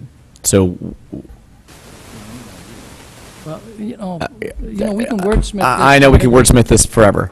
Right, so we can wordsmith this till midnight. I'm comfortable with the current language. And As was I, but to me, it expresses the intent of the board, and don't worry about the adjectives, and from my perspective. And the intent of the board is to ensure that a high school schedule is revised. That's And- what this motion says. and I would agree to the original text. Then we have to do this by formal amendment. There's an amendment to the amendment, and I'd ask the secretary to read the revised wording. To develop and implement a new high school schedule by fall 2015. And that statement would replace Mr. Fatterbean's original amendment. Okay? Everybody clear? That statement would replace Mr. Fatterbean's original amendment, and then we will vote on Mr. Fatterbean's amended amendment, and then we will vote on the two goals. Okay? Everybody clear? All in favor of, are we clear? Okay. The amendment to the amendment is the language that That's what we're voting Mrs. on. Gerber just Okay. read. All in favor of the amendment to the amendment that Mrs. Gerber just read, raise your hand, please. Okay, Mr. Convertito, Ms. Carnell, Mrs. Gerber, Mr. Dwyer, Mr. Fatterbean. That's, we have 1, 2, 3, 4, 5. All opposed? Mrs. Maxon Kennelly, all abstentions. Mrs. Lou McCormick, Mr. Llewellyn, and Mr. Patton. The motion passes 5, 3, and 1. Right? I've got the math right? So we now have 5, 1, and 3. Yes, thank you for the correction. So we now have the amendment, which is essentially the same statement that we just voted on, but we do have to act on it as the amendment to the main motion. And so I'll ask Mrs. Gerber to again read the item number 1 as it is now amended. To develop and implement a new high school schedule by fall 2015. All in favor of that as any further discussion on that? Hearing none, all in favor of that amendment, please raise your hand and say yes. Mr. Convertito, Ms. Carnell, Mrs. Gerber, Mr. Dwyer, Mr. Fatterbean, Mrs. Maxon Kennelly. Mr. Patton, is that a? Yes. Okay, put your hand up. Going like this is a little bit hard for me, so being a little bit higher would be helpful, Mr. Patton. All opposed? All opposed, no opposed, all abstentions? Did I? Yes. Oh, you said yes? You She voted yes. No, I didn't say your name. Okay. Because I did. I thought you looked right at me. Can we just do another vote? Push your glasses up so you can't see that far. Do I have a unanimous vote? Yes. I did it? Okay. It's unanimous, 9-0. Move to Okay, call the thank you. main question. Well, that's not debatable. The main question in front of us is to approve goals number 1 and 2. There's no debate on that. To call the question. Everybody clear that the calling of the question requires 6 votes, and that would mean that that the motion in front of you would be items number 1 as amended and number 2 as presented. All in favor of calling the question, please raise your hand. Mr. Convertito, Mrs. Gerber, Mr. Dwyer, Mr. Fatterbean, Mr. Patton, all opposed? Mrs. Maxon Kennelly and Mr. Llewellyn, and Ms. Carnell, abstentions? Again, I don't think I called your name, did I, in terms of one of the votes? I raised my hand. It's You gotta open your eyes. Mr. Llewellyn, please. 6-3. Your vote was yay. Okay, 6 to 3. Thank you very much. So now to vote on the main motion as amended, which is item number 1. Do you need to restate the statement that was made twice before? No, you're all set. And item number 2 is as written. All in favor of adopting those as 2 goals of the Board of Education, please raise your hand. Okay, Mrs. Lou McCormick, Mr. Convertito, Ms. Carnell, Mr. Gerber, Mr. Dwyer, Mr. Fatterbean, it's unanimous. Thank you. 9-0. Red and green, right? Okay. 50. So we are now at the minutes. Thank you very much. Wait, How no, about the minutes? What happened to the rest we of the page? didn't do the rest of the page. We called the question. For that, the question was the 1 to 3. Oh, Question okay. was 1 and 2. 1 to 3 was the motion. That's what I didn't understand when she voted for calling the question. That became the main motion. We've acted on this as a subject matter. I'm sorry, point of clarification here. So the initial motion was to divide 1, 2, and 3. No. Yes, it was. The main, Yes, it was. okay, let me remind you. The main motion was to adopt numbers 1, 2, and 3 for board goals. And then we approved. But not at the exclusion of everything Not at the else. exclusion, it And was then to we- divide. He said to group. You've asked me a question, so I'll try and explain where I think we are, that the main motion on this topic was to adopt numbers 1, 2, and 3. We then amended that by removing number 3, and then a second amendment that changed the wording of high school schedule. And then we adopted then we closed the question, and then we adopted the main motion, which closes the discussion on this particular item from my perspective. That doesn't mean that we can't go back and revisit this, but for tonight, I thought this closed the discussion. I think we should listen to the tape, because Mr. Patton explicitly Well, we don't need said to listen to the tape. group. The reason I stated it, because that's what I thought. If a majority of the board wishes to continue discussion on this, I'm comfortable with that. But if the majority of the board says no, they thought that this ended the discussion on this, No. then that's where we go. No. I move to continue discussion. Well, no, it's not a motion. Mr. Patton, what was your thinking when you approved to close debate? Are we done with this topic, or are we just done with the first 3 items? As much as I would not like to continue this topic till 1 in the morning, it was my intention to start out the conversation by grouping the first 3 Thank you. to start out the conversation, and then continue discussing. Okay, so you're continuing discussion. I understand that's other what ones. your thought process was. Mrs. Maxon Kennelly? Yes.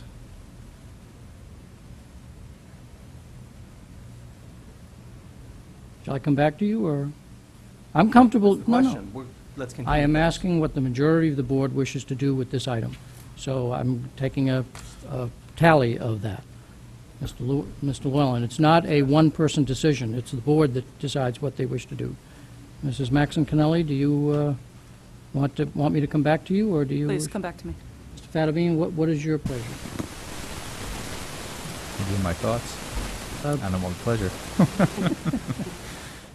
My thoughts would be that I think to be effective, you have to limit the number of board goals that the board attacks in 1 year. A lot of these other goals will raise a lot of debate and issues possibly, so adding a lot more multiple goals may be time-consuming and one in which you may not accomplish your main goals.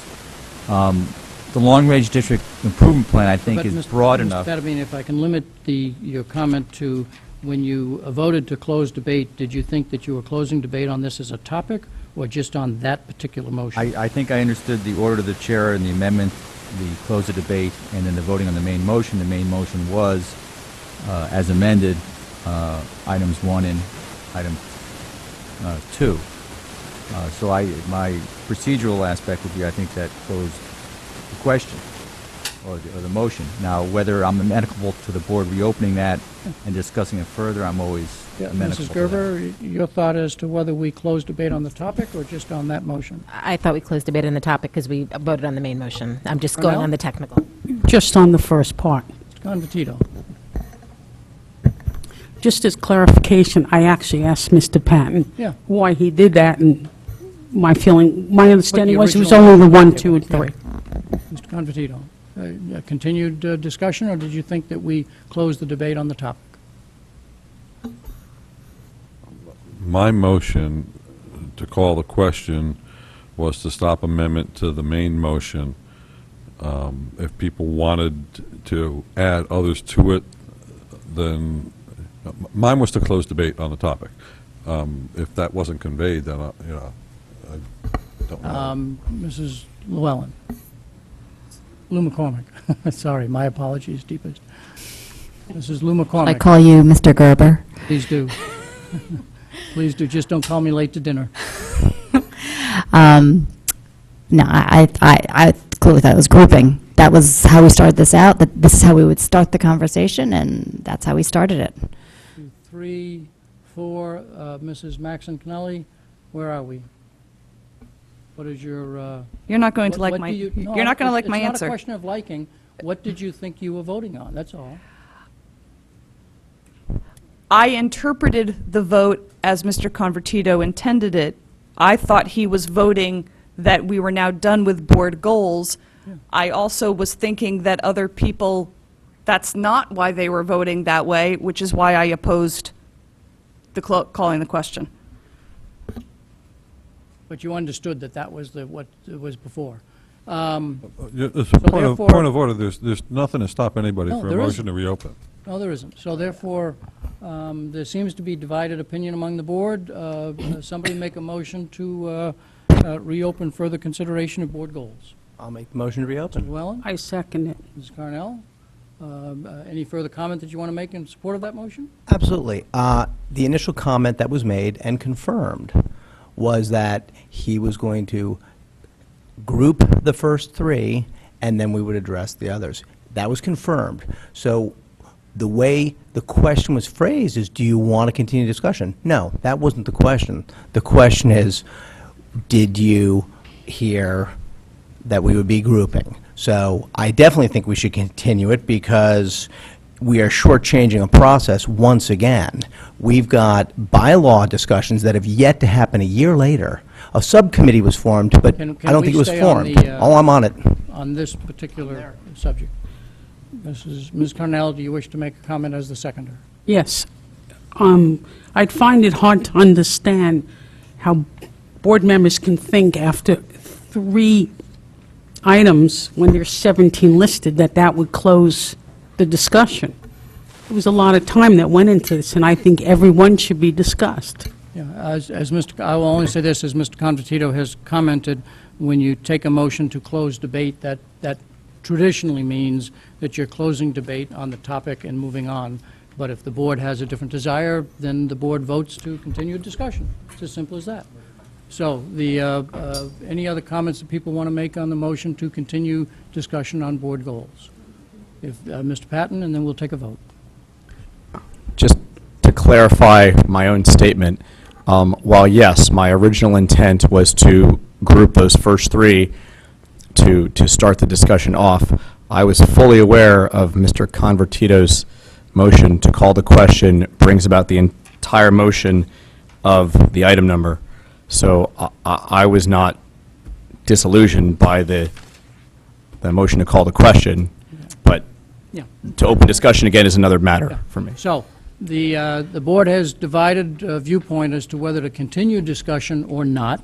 And so the motion is properly on the table to continue discussion on board goals, which would then allow for additional motions to be made by board members. If a majority of the board votes to support continuing discussion, then that's what we will do, so that there's clarity on what the motion is in front of you. Ms. Carnell? Can Ms. Gerber read back what we were asked to vote on? Maybe for some Right now, the motion clarification. that's on the Not table right now. The motion that is in question, the previous Well, motion. the motion that was voted on and You approved. mean to close the question, or the motion to the main motion? Which, the main motion? Excuse me, the main motion. Well, just to clarify, this may help. After the amendments were made and were approved, there was the amendment to the amendment, then the amendment. Those both passed. Then Mr. Convertito called the question. It passed by a 2/3 vote. So once he called the question, that motion was closed. It was the main motion that Mr. Patton had moved, that I had seconded. And that main motion, as amended by the amendment, and the amendment to the amendment was that the Board of Education adopt board goals number 1 and 2, entitled 1, High School Schedule, to develop and implement a new high school schedule by fall 2015. Number 2, Long-Range District Improvement Plan, approve by June 2015, a long-range district improvement plan to achieve the board's mission and educational goals with measures of success, action plans, and all budgetary impacts. So that was the main motion as amended and amended. That was then approved by a unanimous vote by the board. With that, are you ready to vote? I think that confused me, but I get the point. Any other questions on the motion that's in front of us, which is to continue discussion on board goals by majority vote? All in favor of continuing the discussion on board goals, please raise your hand and say yes. Mrs. Lou McCormick, Ms. Carnell, Mr. Fattabine, Mr. Llewellyn, and Mrs. Maxon Kennelly, all opposed. Mrs. Gerber, Mr. Dwyer, Mr. Patton, abstentions. Mr. Convertito, the motion passes 5-3-1. So, now that we're back on the board goals, who wants to make a motion? In order for us to have discussion, we ought to have some motion on the table relative to any one of these goals.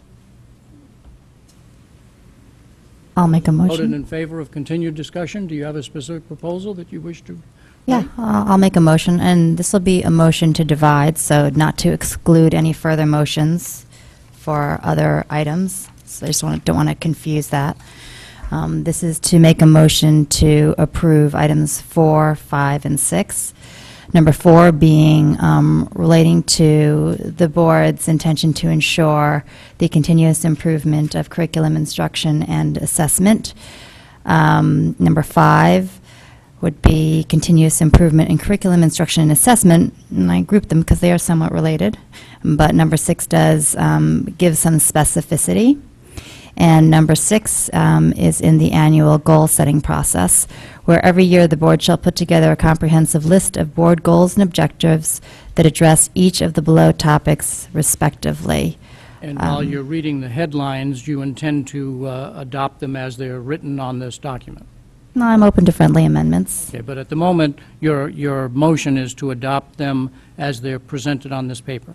But again, well, maybe I should say To that, clarify. So yeah, that we know- because I don't want it to be confused that we're actually going to improve the curriculum here. Our job is, as we agreed in number 1, is to ensure that there is a continuous improvement of curriculum, instruction, and assessment. So can you clarify for myself and the secretary what? To ensure the continuous improvement of curriculum, instruction, and assessment. And then next to the objectives 8, to ensure the, I don't think this is. you need me to do the words for each of them? Or no? Number 4. I won't do it if you understand. Number 4, if Yes. what words do you want to use as number 4, other than what's on the paper? I'm only giving you the modified words. So for Yes. number 4, the first line is to replace the first line with to ensure the continuous improvement of curriculum, instruction, and assessment. And then- That's the and number amendment. 4 stops there. And then then there's the rest of 4 as you see underneath it, right?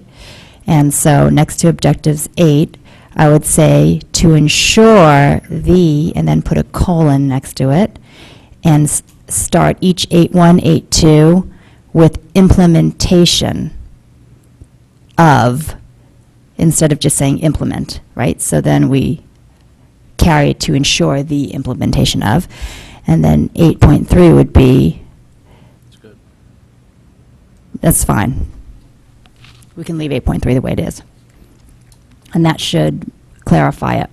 So it would be to ensure the implementation of a measurable plan of action, to ensure the implementation of an action plan to evaluate and enhance the effectiveness, and then to ensure the review, evaluation, and enhancement, I guess they should be nouns, for the effectiveness of the various instructional methods. Do you want me to read the whole thing for you? No. Okay. You're putting the extra words in that you wish to add at the beginning of each sentence. Yes, correct. That's my understanding. Number 5, is that part of your motion in total, or are you changing that? I That's think my one of the amendment to number difficulties is 4. when you- Number 6 is fine. And number 5, we can do the same thing, to ensure the colon, and leave everything else the same. Or we can change it into the review and assessment. And you mentioned divide the question. Your intent is to have a motion that covers all 3 goals, 4, 5, and 6? A single motion that covers all 3? Or are you asking us to act should on it one at a divide. time? Let's act on it one at a time.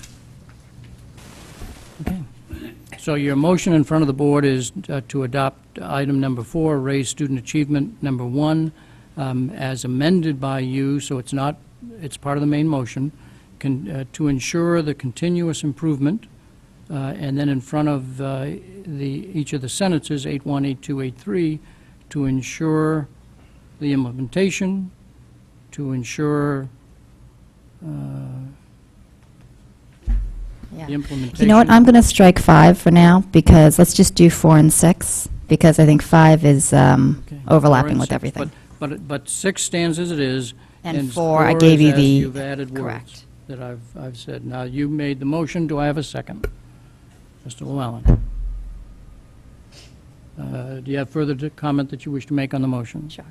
The reason I have, I think it's very important for us to include in our board goals the concept of student achievement.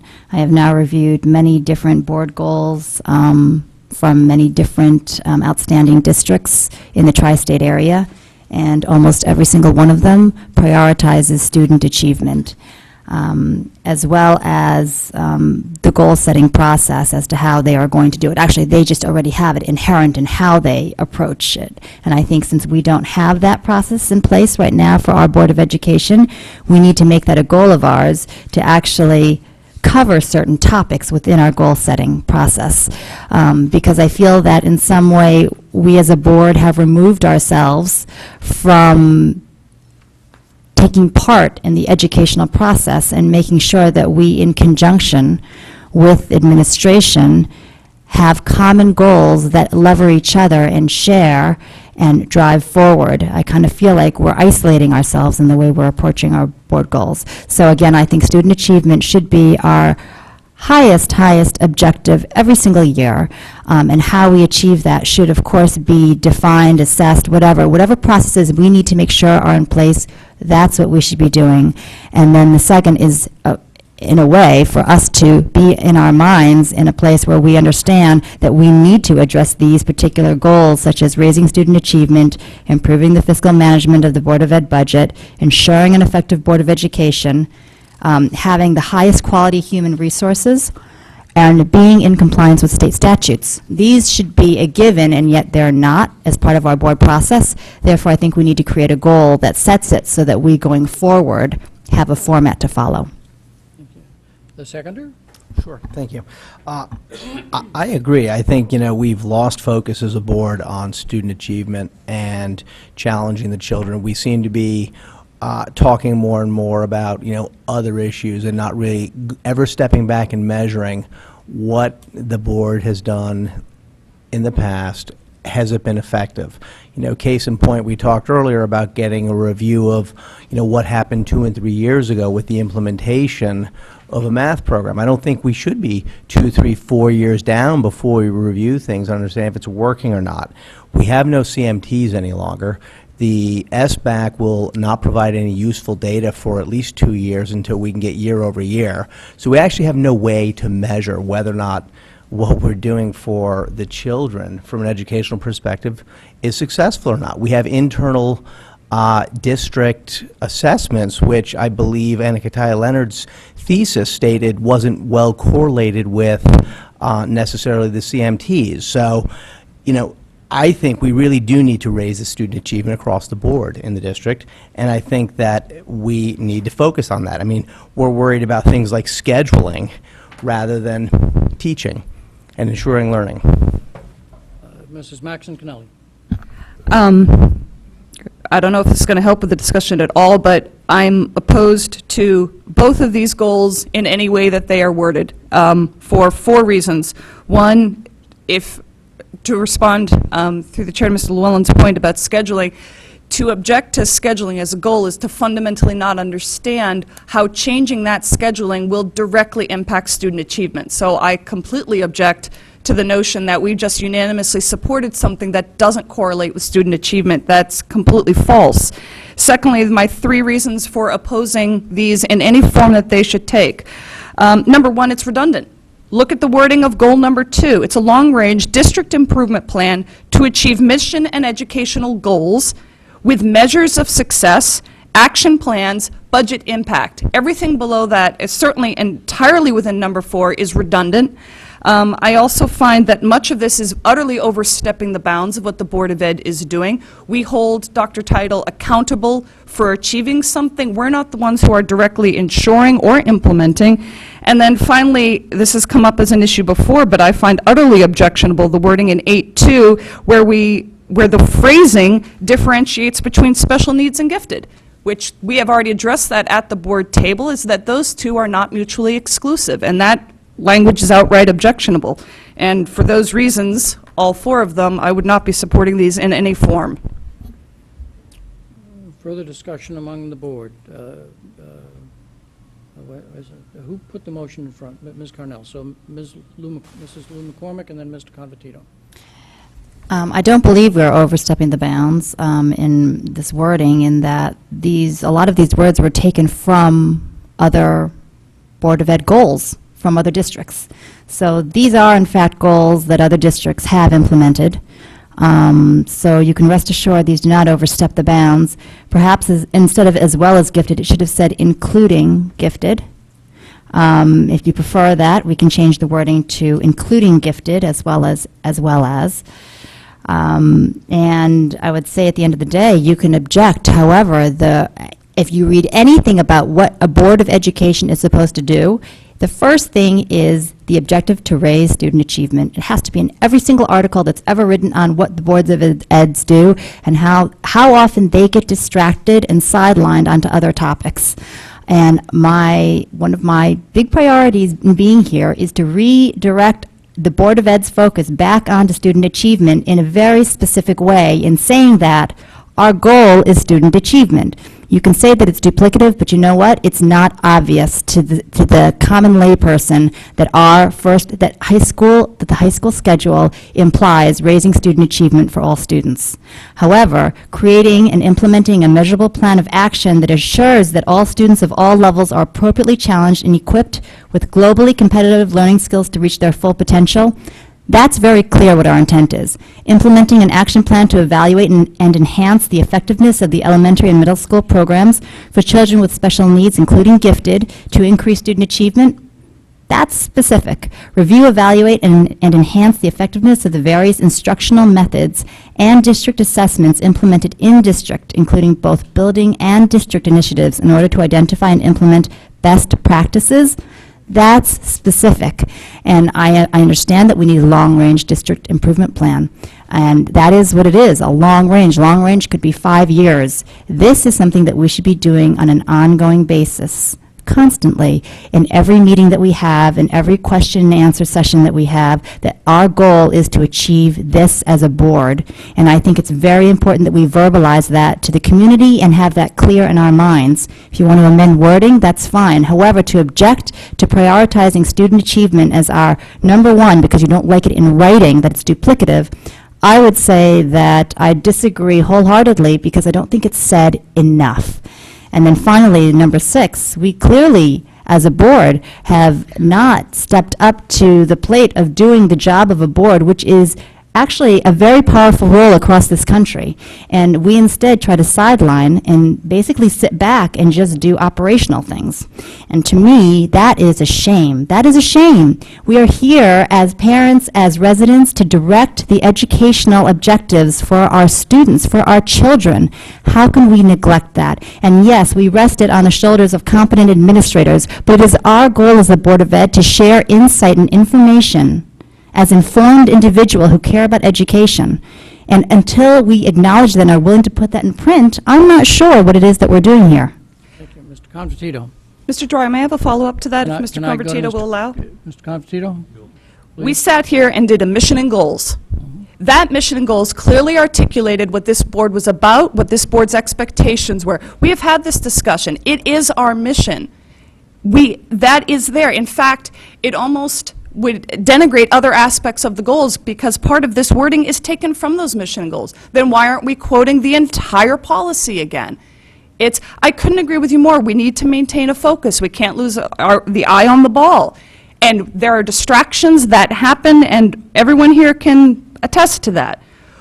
But I object to redundancy. We have a long-range district improvement plan. It is on our agenda 4 times in this school year, we are going to be focused on student achievement. We are going to be focused on measures of success. We're going to be focused on action plans to implement and to ensure. And to lose sight of that is going to be the tool by which this board enforces and pursues student achievement, then all you've done is cherry-picked some items here, which necessitates leaving other important items out. More to the point, this indicates there's no way that we achieve this goal without very much and dramatically involving staff time and in a slightly separate way from the achieving of that long-range district plan. These are not machines who are doing this work. This is not a subcommittee of the board that would be working on goal number 4. This would involve heavy staff time, which is already involved in number 2, and they are preparing to bring us that work as a board to reflect on their progress as they come up with the action plans to find measures of success, of ways to implement and ensure that we achieve the mission and educational goals that this board voted on. And I think that is where our focus is. I absolutely voted, and I still stand by the vote, that we have this discussion. But I do object a little bit to the feeling that I have to be reminded of what my job is. I was, absolutely, and it's achieved by goal number 2, and I would hope this board would stand by that. Thank you. Mr. Convertito, please. I don't want to have a back-and-forth dialogue. Mr. Convertito? Any other board members that wish to make a comment at this time that have not already spoken? Before I go back to you, I want to make sure if other board members have a comment that they wish. Mr. Llewellyn and Mrs. Maxon Kennelly?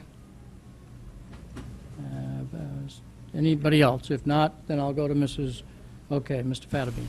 And then I'll go to Mrs. Lou McCormick. I think quite clearly every board member believes raising student achievement is an important goal of the board in general. I guess the problem I have with this is that Excuse it's me, too Mr. Patterson. specific and may not be... Excuse me, Mr. Fatterbean? My apologies. Please. Thank you. Continue. My concern is when you set a board goal, you achieve a board goal. And I guess my concern is with this is that I'm not sure we can achieve these items 4 and 6, specifically as written. I agree they're all important concepts and ones we should consider, and one in which we're going to have a lot of debate on whether they can be achievable or whether we want to achieve them, in a sense. We're already having that debate as what our role is. I think a lot of these concepts are important and also could be included in a long-range district improvement plan, because I think that's broad enough to cover a lot of those concepts, in which case then we'll have, in developing that plan, all this debate, rather than at that time, not necessarily here tonight, because I don't think we're going to resolve it here tonight and come up with these particular board goals and action items and having board goals that we can actually achieve. So I'm happy with the way to have the long-range district improvement plan in its development include a lot of these concepts and include what the board wants to include in that long-range development plan, and go through that process rather than specifically adopting it tonight as a specific board goal. Thank you. Mrs. Lou McCormick, I said I'd go to you, and then Mr. Convertito. Mr. Convertito. Mrs. Lou McCormick deferred to you. I'm sorry, I thought Don had her And hand up. I'm going to try and be calm. Thank you. The insinuations that people on this board don't care about student achievement is actually, it wasn't even an insinuation, it was said bluntly. Quite frankly, it's insulting to the entire board. Number 6 is not an annual goal, because if you approve it now, when do you do that? Next year? Okay? We're approving the goals for this year now. So number 6, syntax-wise, doesn't even make sense, okay? Because if you approve that and say you're going to do that every year as a goal, you've already approved the goals for this year. So it doesn't make sense to me. Number 4 is inclusive, and I agree wholeheartedly with Board Member Kennelly that it's included in number 2. And just because it's cut and pasted from some other district doesn't actually mean they're doing it, okay? And the fact that it's, 8.1 and 8.2 is obviously somebody else's goal, number 8. And I can't support any of these. In fact, the only one I could support in this whole list actually is number 8. I move to call the question.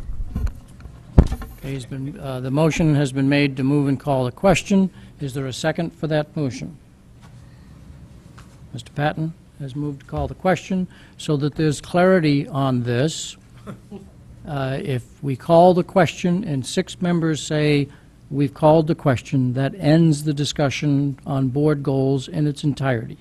That's what the vote means. Okay? And we move on to approving the minutes. I don't want to be having any lack of clarity on that, that when you move to call the question, that's the intent is to close discussion on that topic. And so I have no problem with, if it wasn't clear to board members, to reopen the discussion. I have no problem with that, but now we should be very clear that the motion to call the question means that we are ceasing discussion on this. It is not a debatable item.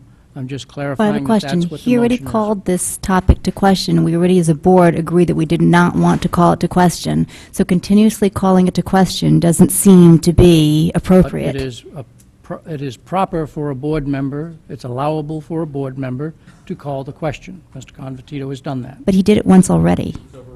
He was overruled, and therefore we should be Doesn't continuing mean that he discussion. can't call the question again after further discussion. There's nothing in Robert's rules that prevent him from saying, because we've done this as a board before. We've called the question, it's not passed, we've had more discussion, then we called the question again, and people were satisfied. So the motion is properly before us to call the question. I think it's Is inappropriate. there a second to that motion? Mr. Patton made the second. There's no debate on it. I'm just clarifying that this ceases debate on the topic. Can I have a point of order as far as Yes. the chair's intent as when they say close the debate on this topic? Does that mean the main motion on the floor for which the motion to close is addressed? Would that mean the chair would entertain other motions for other items on this list for discussion? No, I'm assuming the intent of Mr.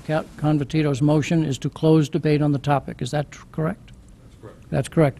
Mr. Patton, Mr. Patton, was your intent to close debate on the topic?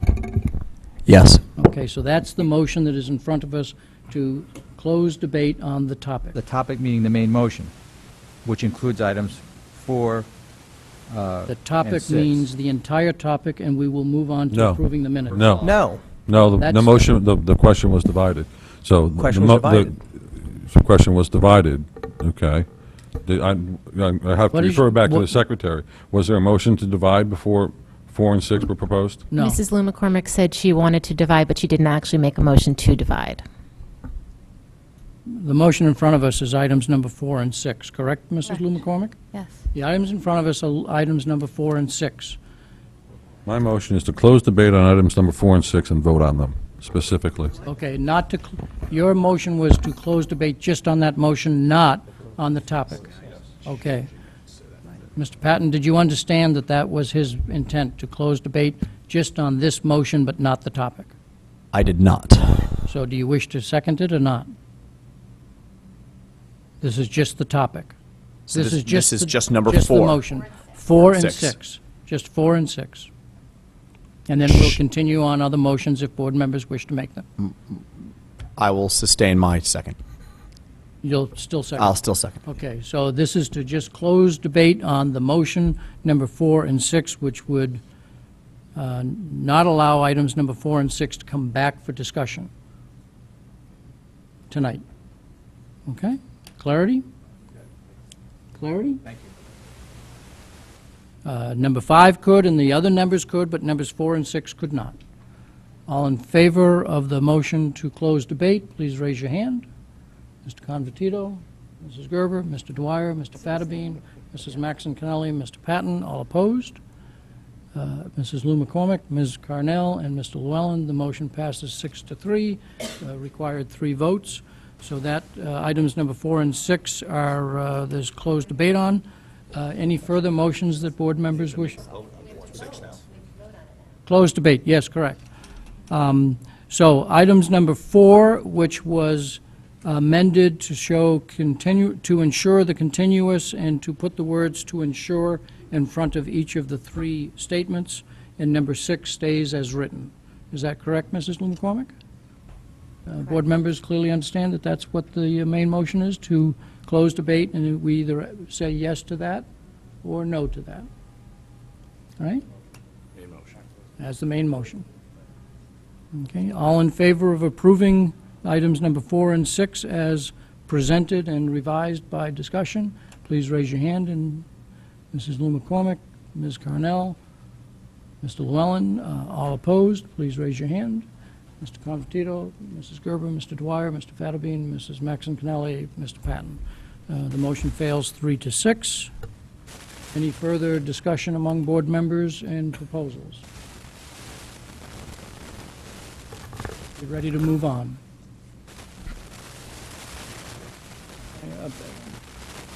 We're ready to move on. We will move on with no further motions on the table. Mrs. Maxon Kennelly? I have one motion, and that is for goal number 8, voiced by Mr. Convertito. It's one thing that makes for an effective goal is if it can continue, and I think the work of our communications committee was valuable and warrants continuing, having So, been to some make the meetings. motion, Sorry, and didn't then mean to we'll- make, I apologize. So I make the motion that the board approve goal number 8. Confortito, you raised it. Do you wish to second it? I would ask the mover to make a friendly amendment and that the board move to approve number 8 and to disallow all other goals that have not yet been voted on. I'm going to say that a negative motion is generally not. Yeah, that's not too friendly. I'll second the motion. You'll second the motion. Back to Mrs. Maxon Kennelly. Do you wish to have any further debate on number 8? No. Mr. Convertito? Any other board members that wish to have commentary on the motion that's in front of us, which is to adopt item number 8 as a goal, Fairfield Public Schools advocacy, as it is written? Mr. Patton first, and Mr. Llewellyn. I just like to reiterate what Mrs. Kennelly said and what others have said in the past year, that the work in the Communications Committee that Mrs. Gerber did was exemplary. I wish it had been approved in its whole back with the previous board, but I think this is definitely a goal that we can achieve, and it's a goal that we need to continue to improve on following the good work that was done last year. Any other comments from board members? If none? Nope, Phil, right Oh, here. I'm sorry, Mr. Llewellyn. I find this to actually be quite an interesting one because, of course, we should celebrate our successes. We should get information out, but that should be standard operating procedure. That should not be a board goal. What does concern me a little here is kind of this last little piece. We will ensure community decision makers are provided accurate information in response to questions or misleading information promulgated throughout the community. I think it kind of gets back to the censorship that has been debated over the minutes over the last year. You know, it really depends who's holding the pen as to what that story is. I think that facts stand for them, speak for themselves, and I think that you know, it should be done as an ordinary course by the administration to promote our successes. I don't think we need a board goal there, and I think that you know, controlling what's being stated should not be a board goal. Any further comment from board members? Mr. Fattabine. I guess my only thought about this is the board goal should be something that we sort of haven't done that we should do. And I think we, to a large extent, we have done what's in number 8. I mean, that's what we should do. So as far as setting it as a board goal to be a specific thing implying that we haven't done it and now we should do it is sort of problematic for me. In other words, I think this is what we should do normally, in a sense. Provide information to the public about this district's successes, improvements of student achievement, and that's what we do. We've done that in the past. We've had other, you know, we've always done that.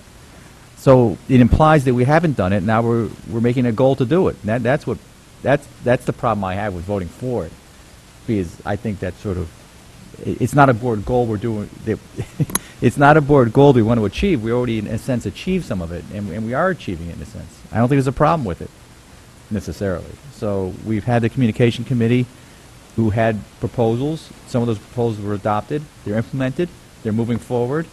I don't know what this changes. And that's why I have a problem with being a specific goal. So I may not vote for it because I think we're already doing it in a sense, and it's not something to say we're going to do in the future because we're already doing it in the past. My only comment, I don't disagree conceptually with Mr. Fattabine, but when you do something, there's always room for improvement in the way we communicate and publicize and promote the need for resources for 10,200 students. And so to set up a goal as saying, and this we're going to raise to a higher level than what is just normal and customary business, I think is not a bad statement to make. And so therefore I'll support this because I think it's conceptually it says that we ought to be doing more of what we have done in the past. Other comments that board members wish to make before we vote on goal number 8 as presented? I see no hands, so ready for the vote. The vote is to vote in favor of adopting item number 8, Fairfield Public Schools advocacy, per enclosure number 3. All in favor, raise your hand. Mr. Convertito, Ms. Carnell, Mrs. Gerber, Mr. Dwyer, Mr. Fattabine, thank you. Mrs. Maxon Kennelly, Mr. Patton, all opposed. Mr. Llewellyn, abstention, and Mrs. Lou McCormick. The motion passes 7-2. So if Mr. Convertito's desire was to close debate, then I think you really have to do it by that method as opposed to Motion to close debate something on another Board of motion. Ed goals. Okay, so your motion is to close debate on all further debate on board goals. Do we have a second on that? Mrs. Maxon Kennelly. Do you have any, there's no debate on that. It requires 6 votes. There's clarity now among board members that Mr. Convertito's motion is to close debate on board goals as a topic and to move on to the balance of our agenda. All in favor of that motion, raise your hand. Mr. Convertito, Mrs. Gerber, Mr. Dwyer, Mr. Fattabine, Mrs. Maxon Kennelly, Mr. Patton, opposed. Mrs. Lou McCormick, Ms. Carnell, Mr. Llewellyn. Okay, the motion passes 6-3 with the required 6 votes. Thank you very much. Just so that there's clarity on Mr. Convertito's part, 8.1, 8.2, 8.3 happen to come from a board member's original submission, and in the cut and paste process, it was number 8, but the pointing process moved it up to number 3, and we didn't readjust the thing. So it didn't come from another district, it came from a board member as their 8th suggestion, so that there's clarity on that. On to the approval of the minutes. The motion in front of us is to that the Board of Education approve the minutes of the 6 p.m. special meeting of July 15th, which is shown as enclosure number 4. Do I have a motion? Mrs. Gerber, Mr. Convertito, any discussion on that set of minutes? Hearing none. All in favor of the approval of the minutes of the 6 p.m. special meeting of July 15th, raise your hand. You abstained, you weren't there. So we have Mrs. Gerber, Mr. Dwyer, Mr. Fattabine, Mrs. Maxon Kennelly, Mr. Llewellyn, Mr. Patton. I didn't see your hand raised. I didn't call you. Oh, okay. No, that's okay. Ms. Carnell is voting yes, and you weren't there. So it's 7:02. Mr. Convertito and Mrs. Lou McCormick were not present at the meeting. The second motion is item number 5, enclosure number 5, that the Board of Education approve the minutes of the 6:30 p.m. special meeting executive session of July 15th, 2014. Do I have a motion? Mrs. Maxon Kennelly, do I have a second? Mrs. Gerber, any discussion? Hearing no discussion. You weren't at the later part of the meeting either, so those 2 abstentions, just so that I have clarity. All in favor, say aye and raise your hand. Mrs. Gerber, Mr. Dwyer, Mr. Fattabine, Mrs. Maxon Kennelly, Mr. Llewellyn, Mr. Patton. Again, that's 7-2, with 7, 0, and 2. 6. Okay, so now we're on to the third and final set of the regular meetings, that the Board of Education approve the minutes of the regular meeting of June 24th, 2014. Do I have a motion? Mrs. Gerber, do I have a second? Mrs. Maxon Kennelly. Discussion, hearing none.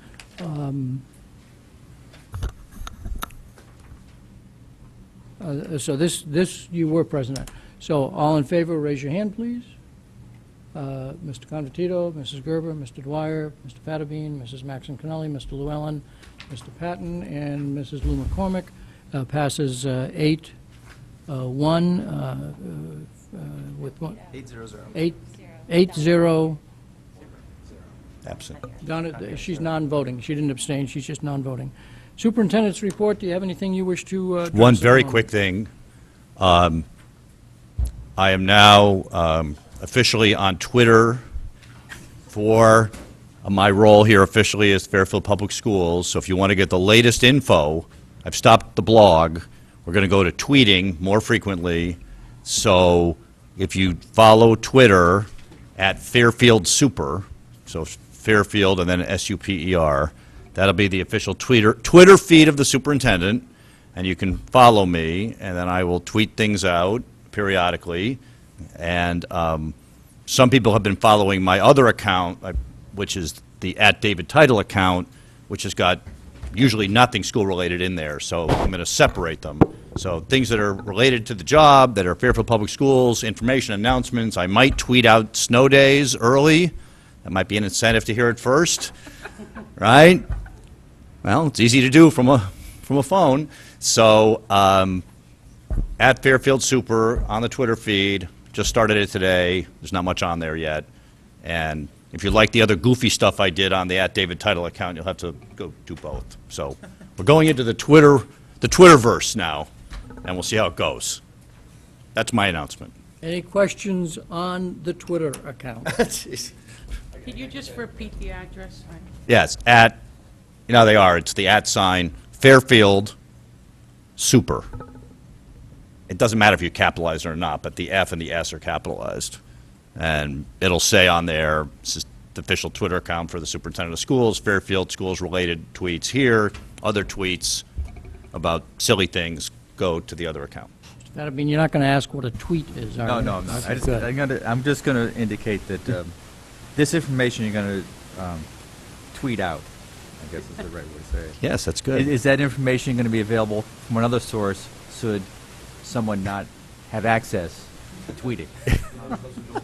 Those of you that don't tweet, have your kids teach you or whatever. Well, sometimes not. I mean, if I go to an event and, say I go to a concert and I just want to tweet out, just went to a great concert at Fairfield Ludlow High School, kids did a great job, hashtag Fairfield Music, be that kind of thing. It's not like, or you can also link to things, so if there's, say there's a new item posted on our website. Let's say we just put up some questions to the Board of Ed, like how we do some Q&A on the budget. And we say we post it to the website. What you can do is you can say, new Q&A on budget now available on the website, and the link, and the person can click right there and go right to it. So it could be a little bit faster. Or sometimes if there's an article in the paper that Fairfield schools are mentioned in, you can just tweet that out and say, here's an interesting article. Or it might be an education article. It might be something from Educational Journal, or it could be some missive we got from the State Department that you all might want to see, or whatever. You have to go play around with it. It's interesting. I just will not promise if you tweet at me that you're going to get a reply. Okay? So This will not be used for official board communication. no, this is superintendent communication, not board communication. This is really you, not your youngest daughter or Meg or, This is, I am managing the account. I've managed my other account now for 3 years, and I've got the hang of it. So, no, if there's a response, unless somebody hacks it, it will be me responding or posting on there. This is not being delegated to anybody else in the district. Thank you. Committee liaison reports. Do we have any board members that wish to comment on any committee or liaison action? Mr. Patton. Just really briefly, I think we all got an email from Mr. Cullen, I believe, but I was at the RTI meeting last night, and as I'm sure you've heard, both the Riverfield financial commitments were approved just about unanimously without really much opposition, which was a great thing. And it's nice to know what, when push comes to shove, that everybody kind of bands together and does the right thing. So go Riverfield. Thank you. Any other committee liaison reports? I have the bylaws conversation that I wish to have, but I mean, any other before I get into that? None? Okay. The bylaws. I created the commission statement, shared it with the officers in true form. Mr. Fattabine had one comment, and Mrs. Gerber had another comment differing from one another on one particular topic. Then I took that commission statement and sent it to the two members whose last bylaw amendments would be the topic of that that ad hoc committee. And then I asked the two people who originally volunteered for that committee, together with another board member, to form that three-person committee. That other board member deferred, asked another board member and another board member and another board member. The only person I didn't get to, Ms. Carnell, was yourself, because we had already had a conversation that business and family life causes you to say, I need to focus on that. So, but certainly, so at the moment, I do not have three board members who are willing to form that committee. I have two that originally volunteered, which is fine, but I need a third. So I'm struggling with getting a third person who says they'll put that on their calendar of things to do. So I'm reporting to you the status of it, because my job is to get the advisory committee in place, which by our bylaws requires 3 people. And so I have 2 who have volunteered. I need a third so that they can start their work. And so any of you are welcome to call me up and say, okay, I've reconsidered and I'll make it part of my agenda, or... Does it have to be a board member? Yes, by our bylaws, the only members of an ad hoc advisory committee who have voting power are the 3 board members. The bylaws do allow for community members to be appointed as ex officio, but this being our own bylaws, we used that when we adopted the mission and goals, because it made sense to bring community members in for that. But in terms of official voting, the bylaws are quite specific. It requires 3 members, and they're the 3 voting members. So that's where I am. And so with only a couple of meetings left, we can get somebody to say yes, or we can say, okay, this item has to come back on the agenda at the second meeting of September, and if there's nobody that has stepped forward to be that third member, then the board, I think, is suggesting that this should be rolled over to the November 14 discussion. So, you know, where do I stand? I'm looking for guidance from the board, and I'm willing to go either direction. How many more meetings would that commitment be? That would be up to the committee. The committee, 3 things that you should know. The committee has to elect its own chair. So the 3 members would get together, and one of them would get elected as chair. That person would be responsible to call meetings and to set the agenda. And the 3 members of that ad hoc committee would collectively decide how many meetings they have to have, when they should have them, to address the 2 remaining topics, and then bring it back to the board as a formal recommendation. Certainly, if you weren't ready to bring it back at the end of September, and you wanted to say, well, we're going to be ready at the end of October, just come back and say that, and the board would probably say, fine, we'll listen to it in October. So the number of meetings and when they would be scheduled is up to the committee once it's formed. The last comment I would make is that I remind you that the ad hoc advisory committee has to follow all of the rules of the Freedom of Information Act. You have to publish your agenda 24 hours in advance.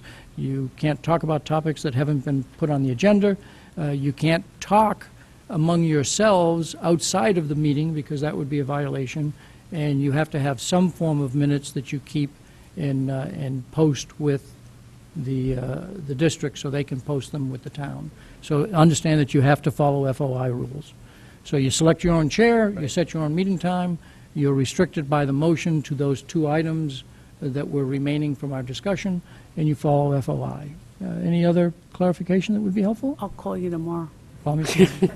So that's where we are on the bylaws. Having done that, open board comment. Mr. Patton, do you have anything that you wish to share? Mr. Llewellyn? Mrs. Maxon Kennelly? Mr. Fatterby? No? Mrs. Lou McCormick? Anything you wish to share? Okay, Mr. Convertito? Yes. I actually had the pleasure today of actually observing at Sherman's School of Professional Development between the elementary math teachers. It was quite interesting, quite informative, and I congratulate you and your staff on that collaborative effort. There were teachers there from 3 different elementary schools, all working together on joint curriculum and messaging and goals and so forth, and it was very interesting to watch. On a different note, you all know that the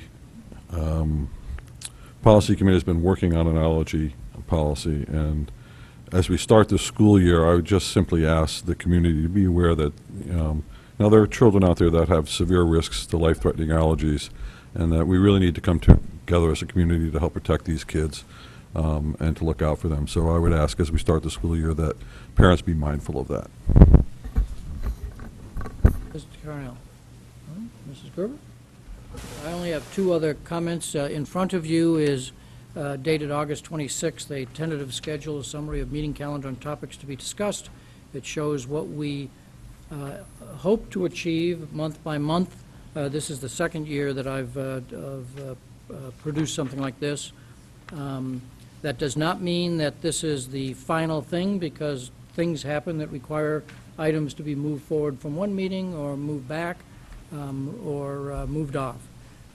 I already highlighted the meetings that will take place around the district improvement plan discussion, so there would be a board and discussion on that.